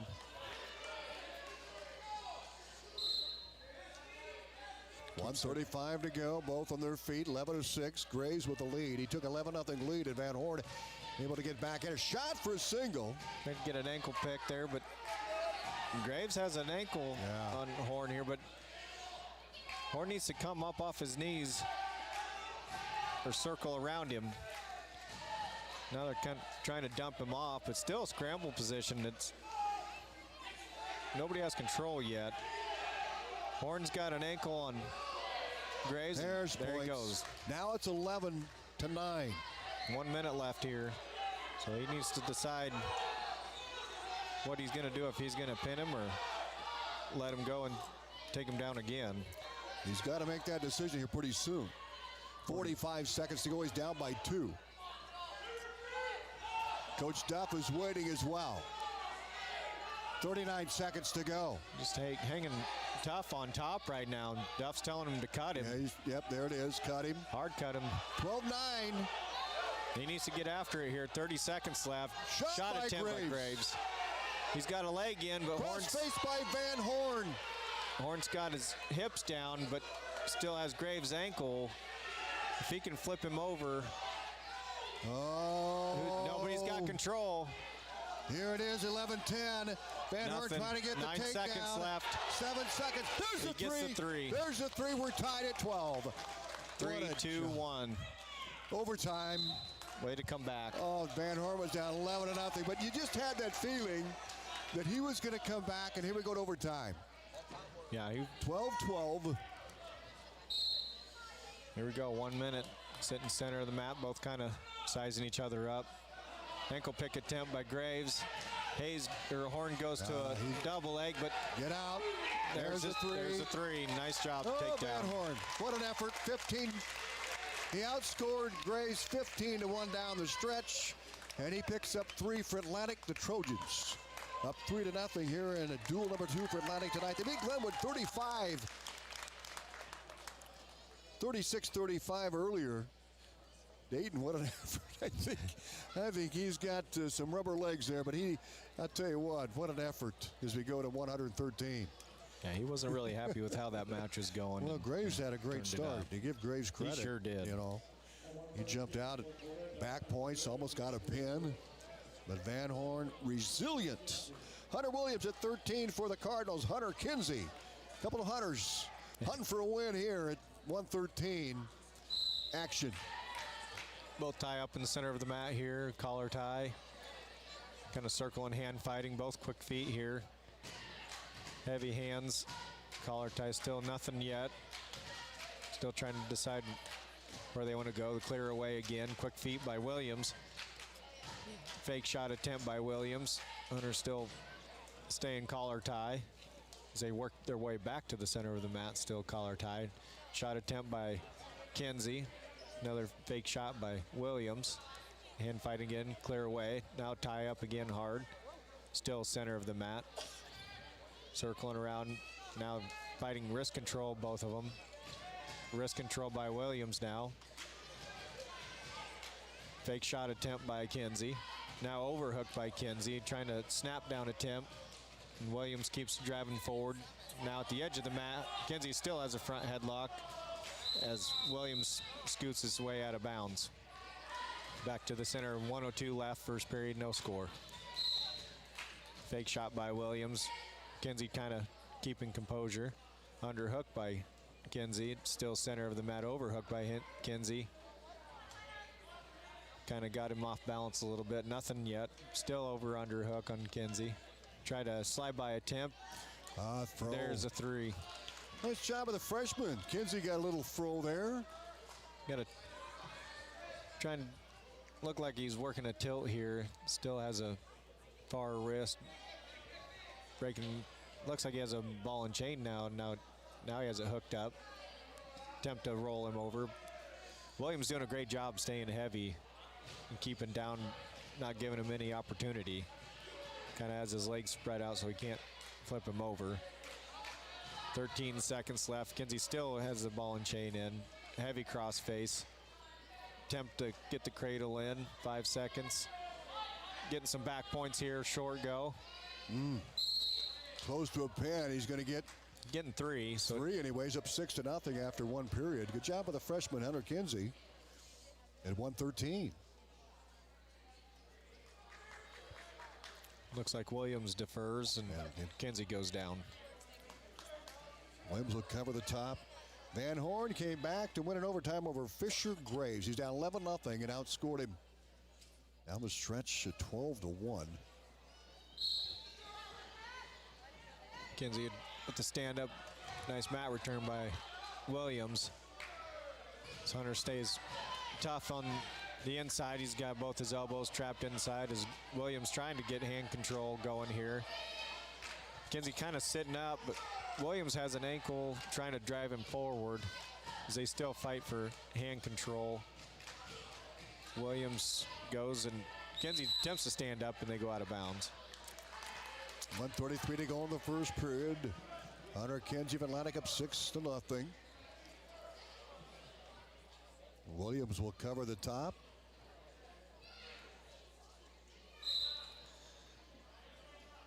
Williams goes straight to deep waist and ankle here, trying to drive Kinsey forward. Kinsey kind of just sitting at home, just letting him push him down the mat. Now back to hand control here. Kinsey has a wrist on Williams, attempts to get away, and he gets an escape there. Great job. Able to kick his leg out. 7-0. Kinsey with the lead over Williams. Heavy club by Kinsey. Yeah. Kind of has a front headlock in. He's able to break him down. Needs to keep circling and try to get the leg hooked. As Williams kind of just holding on for dear life on the single leg. Still no points. Still no points. Then he gave Kinsey the 3 there as he comes around. 40 seconds left, 10-0 Kinsey. Now he's heavy on the head, trying to keep hand control here. Now he has got a wrist and a wing in. Broke. Now he let it go. Now he's fighting wrist. Not much going on here. 20 seconds left. Now Kinsey throws a leg in. Trying to stretch the arm out. 14 seconds. Attempting to get some back points. Williams kind of going to just staying flat. Now he's trying to do a power half, but Williams, great job peeling the hand off right away. 10-0 Hunter Kinsey, the freshman from Atlantic, with a big lead here going to the third period. Williams will be down and Hunter Kinsey will take the top. Atlantic up 3-0 with Dayton Van Horn coming back to win 15-12 in overtime over Fisher Graves of Clarinda. Williams tried to switch. Yeah, Kinsey went with him, and he's going to break him down. He still has his arm crossed. Kinsey's got his elbow tied up. Now he's looking like he's trying to get the arm across his chest. Has a leg hooked here. Trying to work the cradle in now. Needs to make sure he gets it tighter. There he scoots him over. I don't think he has his 90 yet, but still hanging on to the cradle, trying to get the other leg hooked as he works in a combination. Now he's got some back the points. 90 now, Jesse, with 1:16 to go. Just kind of sitting there. Not much really moving from either one of them. He's just sitting there with the cradle on. Yeah, well, Williams got to wait a long time here with 1:03 if he can stick it out, but Kinsey's got it tight. There's the pin. Nice job. Yeah, that was a good match. 5:03 pin for Hunter Kinsey, the freshman, all the way down to 113. Atlantic now up 9-0 here as we go to Mr. Schrader. You gotta love watching this guy. Oh, yeah. Come on now. He had a big win there against Glenwood. He kind of started things off at 120. Atlantic was down 9-0, and Schrader came out and got that decision. He's got a little brother, too, Gage. Yeah, Gage and Cody. And Cody. Gage is one I watched in middle school. How old's Cody? Oh, He's still in grade school. Isn't he? Yeah. Yeah, we got 2 more Schrader. Shot by Schrader here. As he breaks his hips down, still circling around, and as the 3.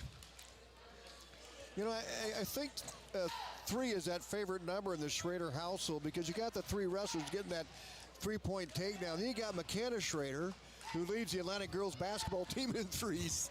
So, when you see Doc Schrader next time, ask him, but they have the number 3 somewhere pinned up. Yeah. You know? Schrader hanging heavy on hips here against Hughes. Got a deep waist in, trying to far wrist, going with a tilt. When now he starts counting back points. Gosh. Keaton got back points there. He's up 3-0 with 1:08 to go, and yet to get his points. He's still got that wing in. Yep. So he hadn't broke the hold yet. Now he rolls him down again, and this is going to be tight. He needs to scoop back just a little bit. Gregor Hughes on his back for Clarinda. Doing a great job bridging here. Yeah, Schrader. There he started to scoop back. Reverse half now. He's going to needs to keep the arm hooked and keep trying to reach for the wrist here. He's still got that wing. Now he's got a double wing in here. And there's the back points again. It almost had a pin. There's going to, boy, he's close. That's got to be close. He still had 26 seconds to go. Still didn't give him the back points they counted yet. Right there. There it is. He's waiting for the pin, but well, Schrader's had quite a night. He had a big win against Glenwood. He comes back with a pin over Gregor Hughes here in the first period, 149. And Atlantic now up 15-0. We go to 126. Colin Harris for the Trojans. The junior for Atlantic will come out. Kimber Miller of Clarinda. Good to see Colin back in there. State qualifier from a year ago.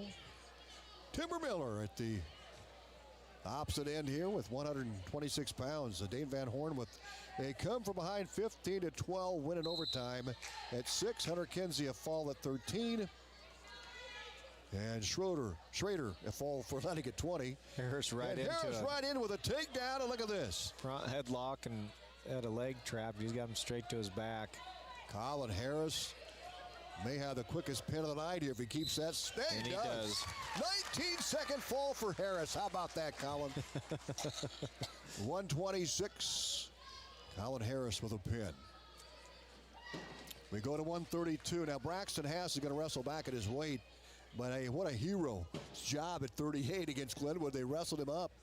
And they actually Dart wrestled 32 and got the fall. That was huge. Yeah. Haas will win by forfeit at 32. Now we go to 38. Atlantic up 21-0. 38-pounders will come out. Landon Hagen and Chase Parker.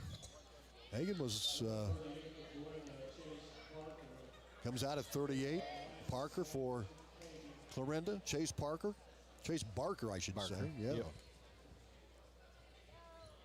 Atlantic up 27-0 here in this duel. They beat Glenwood by 1 to stay undefeated in the Hawkeye 10 Conference. Well, they'll get right back in the bus tomorrow. They had to. Nice arm whip there. Took him right down, get to 3, and let Barker up again. Hagen's wrestled really solid tonight. Well, he has. He had a win against Glenwood.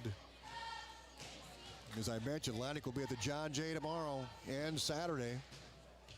Yeah. We have a number of schools that have canceled classes tomorrow, but we got word from Southwest Valley we're going to wrestle. There's a shot by Hagen. Nice double leg. He's going to get the three-point takedown. 6-1. Nah, he's working for a fall. Yeah, he's right up top. But Barker was able to roll right back out of that quick. He got 2 back points off that. He's going to let him back up again. 1:09 to go, first period, and Hagen up 8-2 already. Dead center of the mat here, both heavy tie again. Nice fireman's by Hagen, but broke out, but able to scramble right around to get 3 again. He's going to let him up again. 11-3, Hagen with the lead here. Duel sitting kind of just dead center of the mat. Yeah. Shot attempt by Barker.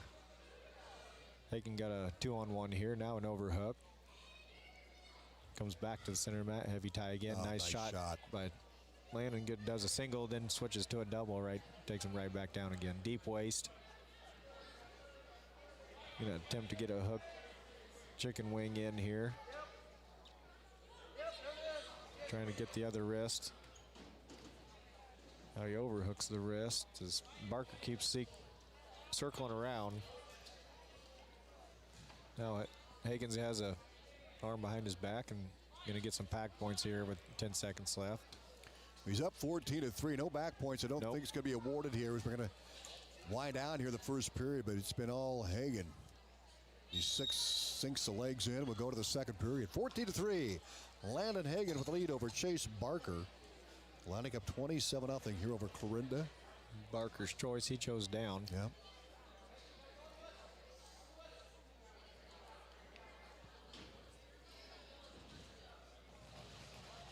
Hagen covers.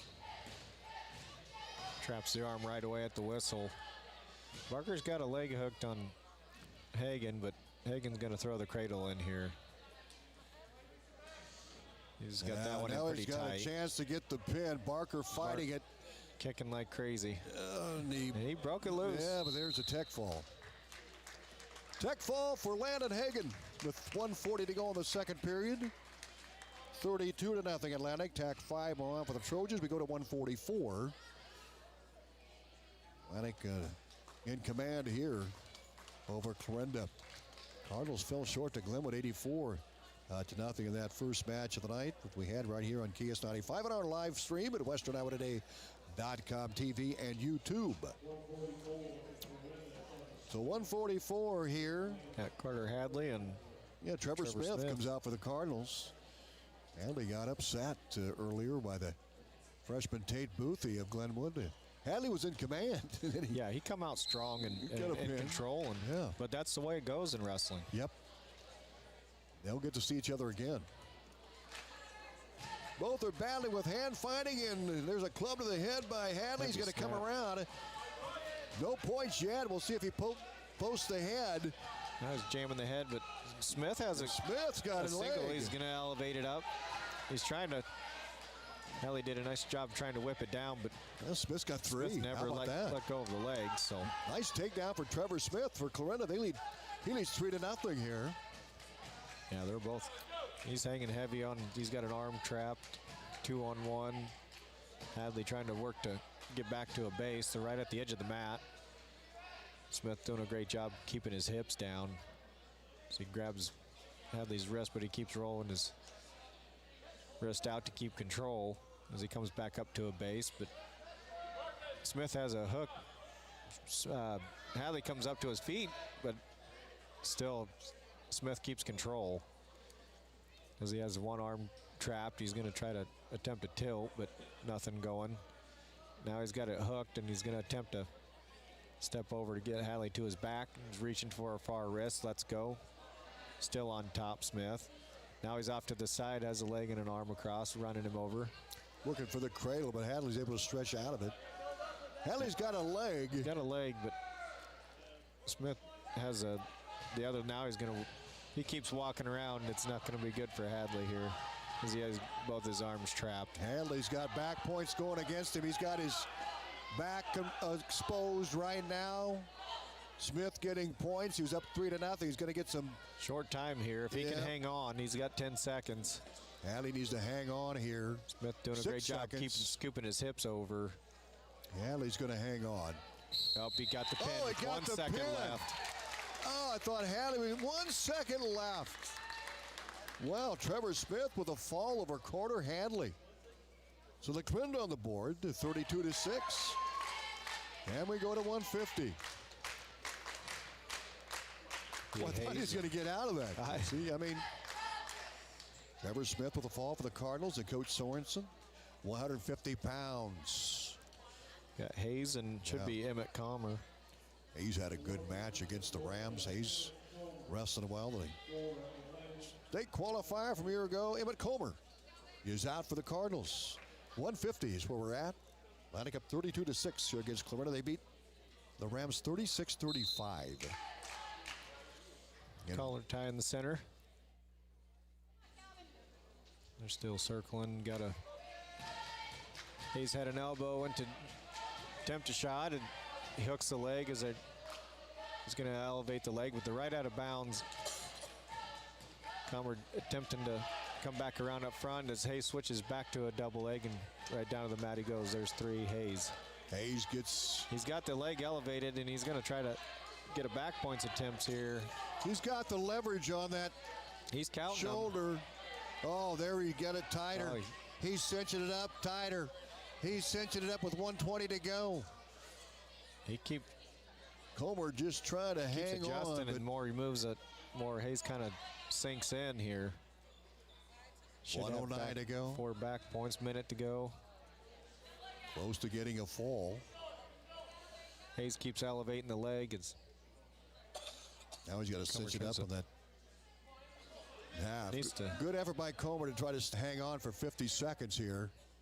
Hayes is up. There it is. Yep. Hayes with a pin. 112. Hayes fall for Atlantic. Trojans up 38-6 through 150 pounds. Now we go to 157. Job by Calvin Hayes. Couple of wins for Atlantic tonight over Clarinda. And this one here. Harder will step on the mat for the Trojans. They'll be open for. And they're going to be open here at 57. Harder wins 44-6 Atlantic at 157. Smith will come out at 65. There'll be a match here at 65. No, there won't. I think Atlantic might. Where's our guy? Oh, here he is. Here he's coming. Smith. I think this will be a good one. Tillman. Oh, it should be great. Smith comes out. He got beat against the Rams in his, but he battled well against London. At 165. I thought, did he wrestle 75 in that? No, Sump. It was Sump, okay. Moved up to 190. Yeah. Here we go. Harder wins by 4 foot. Tillman comes out for Clarinda 65 against Draven Smith. Smith gets a takedown. Right away. He's kind of in a scramble position here. They both have each other's ankles. Yeah, now he's going to get it shortly. Keeps adjusting.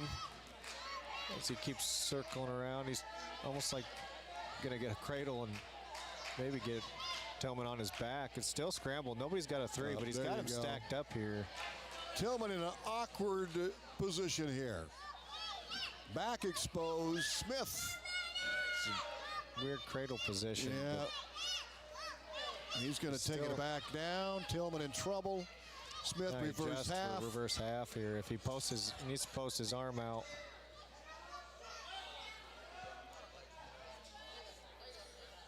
But Tillman keeps putting up a good fight. Good job by Tillman. Able to break away from that. 4 back points for Smith. He's up 7-0. 1 minute to go in the first period. Smith attempt to run an arm bar here, but Tillman getting back to his base. Doing a great job keeping Smith at bay here, but he able to get a reverse half, and now he's going to post his arm out. He's got him on his back again. 44 seconds left. He's got it pretty tight. Yeah, he does, and that's going to be close there. Post the hand out. He's got him squared up now. 30 seconds to go on the match. Smith's got it tight. Tillman trying to battle away from it. Good for Tillman, but he's doing a great job of keeping off his back. There it is. Right there. Should be right there. Yep. Pin. Smith with a fall for Atlantic with 1 minute 34 seconds. Trojans now up 50-6 over Clarinda. 75 coming up next. We're going to take a quick timeout here. We're back right after this. When you're on the go, it's all about convenience. At Fantastic Food, Beverages, plus BP Superior Fuels, and you have Olson's BP in Atlantic. From sunup to sundown, we're the keep-you-going store. From our loaded breakfast burritos and Bunker Dunker donuts to our delicious Champs Chicken and Pizza to go, we have the food you crave. Don't forget the cold beer in the beer cave. Stop in and fill her up. There's always something you need at Olson's BP, the keep-you-going store, 2nd and Locust in Atlantic. Atlantic up big here, 50-6. Cleaver for Atlantic. wrestling Sump from Clarinda. We had a single shot attempt here, but they're still in a scramble position with Kluver doing a great job. He's got a leg too. Both kind of balled up, but Kluver kind of sitting on top. Sump still scrambling. Yeah, Sump's got position on Cleaver now. He's got his butt down. There he goes. It breaks away and comes around for 3. Sump up 3-0 over Callan Cleaver, the Trojans. Staying heavy on the hips here, trying to get a 2-on-1 as he breaks. Now he's got a half in and a wrist. Kluver holding on to a leg, but Sump still has wrist control on the far wrist. Kind of just sitting there, but Sump has a leg in. Now he's going to do a power half. As Kluver attempts to try to set back, and Sump still having control. And they call potentially dangerous. 3-0 Cleaver trailing Sump here. Atlantic up 50-6 with 75-90, 250 to 285 to go. Atlantic beat Glenwood by 136-35 for just joining us. Cleaver to his feet, but Sump gets him right back. Good mat return. Yeah, he did by Sump. Great job switching back down to an ankle and driving him forward again. Now he's looks like he's going to attempt a cradle on. But Kluver doing a good job of bringing it back to center as he gets up to his base here. Sump still has a wrist and a deep waist in. Kluver trying to get his arm over. 13 seconds left. Sump still keeping control on top as they're right out of bounds. 7 seconds left. Out of bounds they go. 6 seconds to go in the first. Sump will be on top. Cleaver goes back on the bottom. 50-6 Atlantic with the lead. 6 points. Stand up attempt by Kluver and back down Sump. Still heavy on the hips, and that's the end of first period. 3-1 Sump. And it'll be Kluver's choice.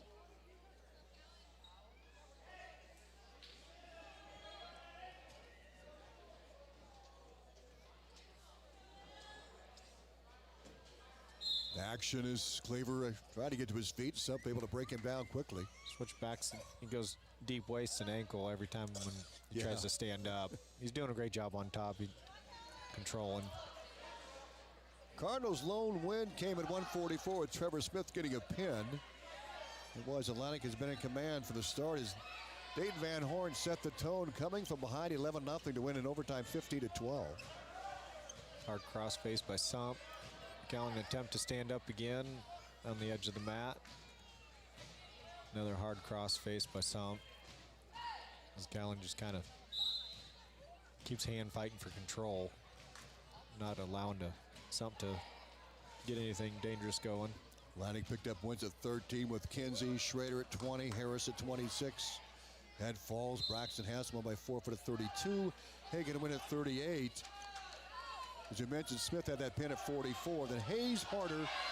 David Smith all Callan wins. needs to step over. Callan Cleaver's got Sump's on his side here, and there he should get the reversal. Good job by Cleaver. He ties it at 3-3, Jesse. He's kind of got the arm trapped. He's going to try to knock his hips down and walk around, but now he's going to do a cradle attempt here. Sump doing a great job keeping his leg extended out. Callan trying to step hard forward to get the cradle locked in here. Needs to be a little careful that Sump don't knock him off his side and get another reversal.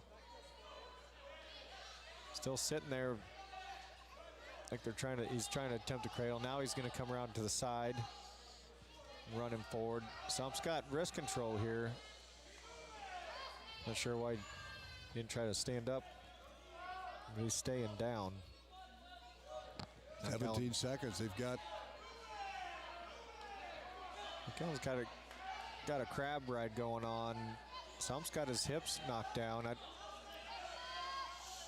not sure. He's got Callan's leg, but that's it. Not moving much more. We go to final period. We're tied 3-3 here with Cleaver and Sump. And the choice is Sump. He's going to go down. Cleaver will cover here at 175. Hedrington coming up next for Atlantic at 90. Cleaver able to get to his feet, or excuse me, Sump to his feet. Cleaver doing a great job being heavy with the crab ride. And now he's trying to get wrist control, staying heavy hips. He's got that off wrist. There he's got a. Now he's got the cradle. Trying to get the cradle in, but still Sump's doing a great job. Yeah. Staying stretched out, but Callan's got the wrist. He's got the push. He's got the pressure on the shoulder, and Sump able to squirt out of it. I don't know if he got any back. He got points. 7-3 in favor of Cleaver. 124 left. Callan's doing a great job. Heavy hips here, breaking Sump down. Trying to get a wing in, it looks like. He's got forearm. Now he's got a power half in. Just hammering on the back of his neck. Now he's doing power half on the other side. Still heavy hips. Sump's kind of just staying flattened out right now. Callan looking for a wrist. Now Callan's off to the side. Now he switches back to the other side. Still trying to put a half in, but Sump's keeping his arm tight. Now back to a power half by Callan. Still heavy hips. Sump still bellied out. 40 seconds, less than 40 seconds to go. Cleaver up 7-3. Atlantic a big 50-6. Sump just not able to do a lot. He's back up to his base now. Yeah, but Callan doing a great job. Crab ride here, spiral ride. 19 seconds left. Cleaver by 4. Takes him back to the edge of the mat, and Sump still on his base. 10 seconds to go. Cleaver looking in good shape here to put Atlantic at 53-6 with a decision. Just need some college ride time. Yep. You got plenty of it. Atlantic gets the win at 75 with Callan Cleaver over William Sump. Georgia's up 53-6 with 2-3 to go here. We'll have Hedrington coming out at 190. And we'll see if the Cardinals, who they'll bring out here. Williams or? They've got, not sure who we're going to see. Nobody's appearing for Coach Sorensen. Yeah, well, Hedrington gets a forfeit win for the Trojans. We go to 215 pounds. Gabe Hansen. Hansen will come out for Clarinda. And for Atlantic, it'll be Traven Thomas. As he wind things up here in Clarinda tonight, yes, he would still have to pick the match of the meet. Brought to you by State Farm. Elvis Haas, your local good neighbor. That's I've got one in mind, but it's ultimately going to come down to you. I don't know. You get one in mind, and I'll have one in mind, and we'll see. Thomas on the mat right now for Atlantic. Quick feet, heavy tie up here. Thomas keeps circling forward, shoving Hansen almost out of bounds. Nice double leg takedown right at the edge of the mat. Hunter Williams fork. Ooh, hard strong cross face by Thomas. It was almost a club. He comes around. Oh man, he keeps walking around. He's gonna pin Williams here in a hurry. Back here as he adjusts here. Reserve half. Oh, he's got it tight. He's got it so tight. Thomas is saying. Hunter Thomas on his back. Starts posting the arm out. Hansen doing a great job. Keeps scooting. Well, he is. Williams, he's got to hang in there for about 1:12 here as Thomas. That's a long time. I've been on my back before in a minute. It's a long time. And a pin by Traven Thomas. Trojans up 65-6. We go to 285. And we're going to have a match here, I believe. It's going to be Woolsey of Atlantic. No, they're open. Coming out. No, they're open at 285. I thought we saw it. No, they're going to bring a guy out. I don't know who that is, then. Yeah, we'll check it. It's going to be Woolsey of Atlantic. They are bringing a guy out. They didn't have anybody listed in the program, but we'll see if we get one here. 285, yet to get...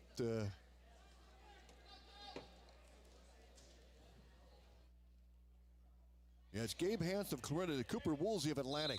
Oh, so I wonder who wrestled 215 then, because that's...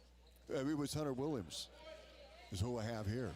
Okay. Final match of the night here. Atlantic beat Glenwood by 1, 36-35. Yeah, they're up big here, 65. Woolsey with the three. Down and right around Woolsey goes here. He's going to let him back up. Up 3-1.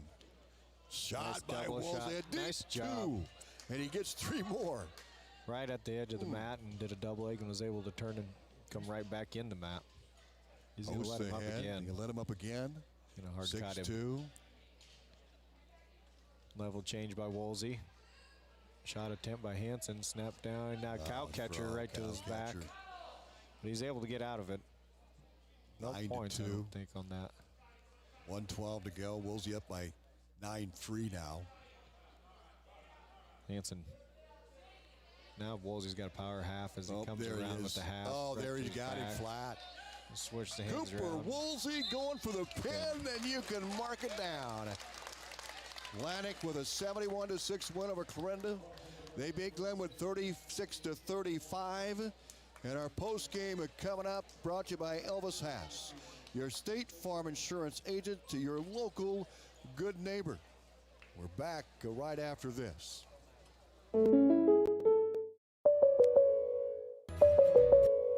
Thanks for joining us, folks. Hey, we got to pick the match of the meet, brought to you by State Farm Insurance agent Elvis Haas, your local good neighbor. I mean, we were talking off camera here, off air, is there's so many in that Glenwood match. You know, you can look at Keaton Schrader. You know, Atlantic is down, and Schrader's makes it, a 9-3 match, you know, and he kind of got it going. But then you got to look at 32, and Dart Hansen comes in, and he gets a fall. For Atlantic there, and then you got Haas who backs it up at 38, you know, with another big match there, Jesse. I don't know. I'm looking at a possibility of Dart Hansen maybe, but Keaton Schrader got it started. You got Hansen. Maybe we pick a trio of wrestlers. Your thoughts?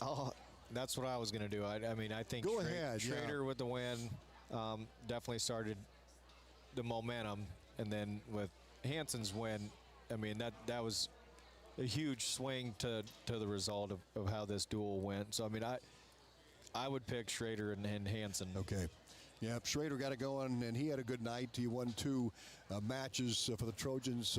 He won a pin at 120 over Clarinda. Atlantic with that win of the Cardinals, 65-6. The Trojans also top Glenwood 36-35. They stay undefeated in the Hawkeye 10 Conference. And a year ago, they finished second to Lewis Central, but they came back and won the Hawkeye 10 Conference tournament. We'll have that broadcast as well coming up from Glenwood on January the 31st.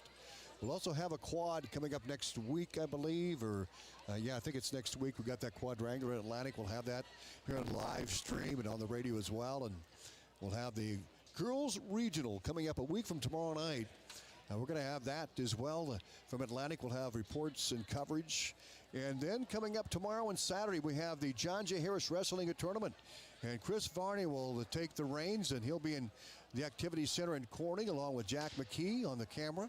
And you can watch that as well. It'll be on KSOM with reports and KS95. The finals will be on KS95 on a Saturday afternoon from the Activity Center in Corning. So our State Farm Insurance Elvis Haas match of the meet goes to a number of wrestlers. Schrader and then Dart Hansen and Braxton Haas got it rolling. And there were more, too. Well, yeah. Harder, you know. Like you got to go harder. It's hard to even pick them all because, like I said, Schrader started it off. Hansen's big pin, and then you get Haas that tacks, and then Landon gets a major. I mean, it's hard. I mean, it truly was a team effort against Glenwood tonight for sure. Atlantic wins 36-35 over Glenwood, and they top Clarinda here. I think the final we go 65-6, and a dominating win there. Hey, we're going to take a timeout here. Again, Braxton Haas, Schrader, and Dart Hansen are going to be our State Farm Insurance Elvis Haas match of the meets tonight. We've got to go with more than one. Hey, we're back in about a minute here in the post game. At Greg Young, we don't just sell vehicles, we help you find the perfect one. Our extensive dealership network allows for amazing pricing and better vehicle selection. Plus, get a 5-year complimentary maintenance package with a new or used vehicle purchase, oil changes, tire rotations, and peace of mind on us. That's how Greg Young celebrates 25 years. Visit GregYoungAtlantic.com today. Greg Young, we go the extra mile for you. Limits apply. See dealer for details. If authentic Mexican food is what you're craving, then come on into Rancho Grande in Atlantic. We're more than just tacos and margaritas, but we do make the best of both. We have appetizers, beef, chicken, seafood dishes, and desserts. Mixed drinks, wine, imported and domestic beers are on the menu too. Dine in or relax on the patio with family, friends, date night, or a quick stop before or after the game. Open 7 days a week. You'll be able to fill in your cravings of authentic Mexican food at Rancho Grande in Atlantic. Clarinda, the post-match coverage brought to you by Elvis Haas, your State Farm Insurance agent in Atlantic, as the Trojans with a couple of wins tonight. They win by 1 over Glenwood, 36-35, and they come back and beat the Cardinals 65-6. We're going to hear from Atlantic head wrestling coach Tim Duff here as our Coach's Corner, in your corner, brought to you by State Farm. Elvis Haas, your local good neighbor, as Coach Duff joins us here in our post-match coverage here in Clarinda. Coach, congratulations on the win tonight. I know you guys want to get out of here and get home and get ready for the John Jay, but well, let's go back over that Glenwood match here tonight, and you win that 36-35. Really a fun match to watch, to cover, and talk about your team. Yeah, we knew it was going to be a dog fight. Came down to a few matches. Always in those duels, it's kind of bonus points, and both ways. We saved a few bonus points at a couple spots. I look back at Colin Harris fighting off his back probably 4 times to not give up a pin, to only give up a tech fall. Some of our guys scoring at the end to get a major decision. You look at Landon Hagan there. You look at Braxton Haas finishing with a tech fall. Go back to that, because you moved Braxton up to 38 and then Dart Hansen at 32. Yeah, big match. That's what I was going to say. And then D'Artagnan Hansen, a senior, getting an opportunity to go wrestle in a big spot and getting a big pin. And those 6 points were huge in the duel. And, so it's awesome for Dart, something that, a great memory for him. All in all, I liked our effort. Yeah. I thought we kept wrestling. I thought we kept trying to score points. And, the Hawkeye 10, we've still got duels next week. We got Shenandoah, St. Albert's, but we've given ourselves, we've put ourselves in the front runner right now for that Hawkeye 10 dual title. And tomorrow, head down to Corning. John J. Harris, always a good tournament. I think the teams you're chasing are probably Riverside, Nottoway Valley, Winterset, Creston. I think those guys all have real good squads, so it should be, like always, a great 2 days of wrestling. Very good.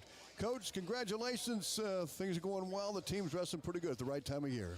Yeah, like I said, the boys wrestled hard for each other tonight, and that's, bonus points are for the team is kind of what, what we say is scoring those bonus points.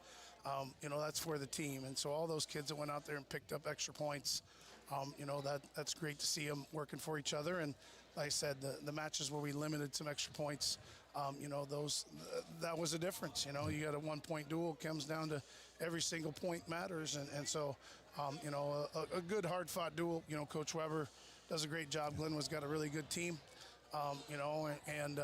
We'll probably see them again in the future.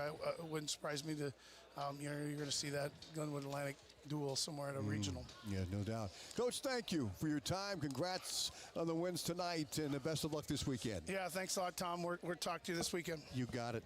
Well, Atlantic head coach Tim Duff joining us here on the Coach's Corner, brought to you by State Farm Insurance agent Elvis Haas. Again, Atlantic wins 36-35 against Glenwood. They come back and win over the Clarinda Cardinals, big 65-6. For Jesse Robinson, I'm Tom Robinson, and a big thanks to Knox McCullough. Back here running the camera as well here tonight, and we'll be back at it tomorrow and Saturday from the Activity Center in Corning for the John J. Harris Wrestling Tournament. Thanks for joining us on the air and on the TV. Good night from Clarinda.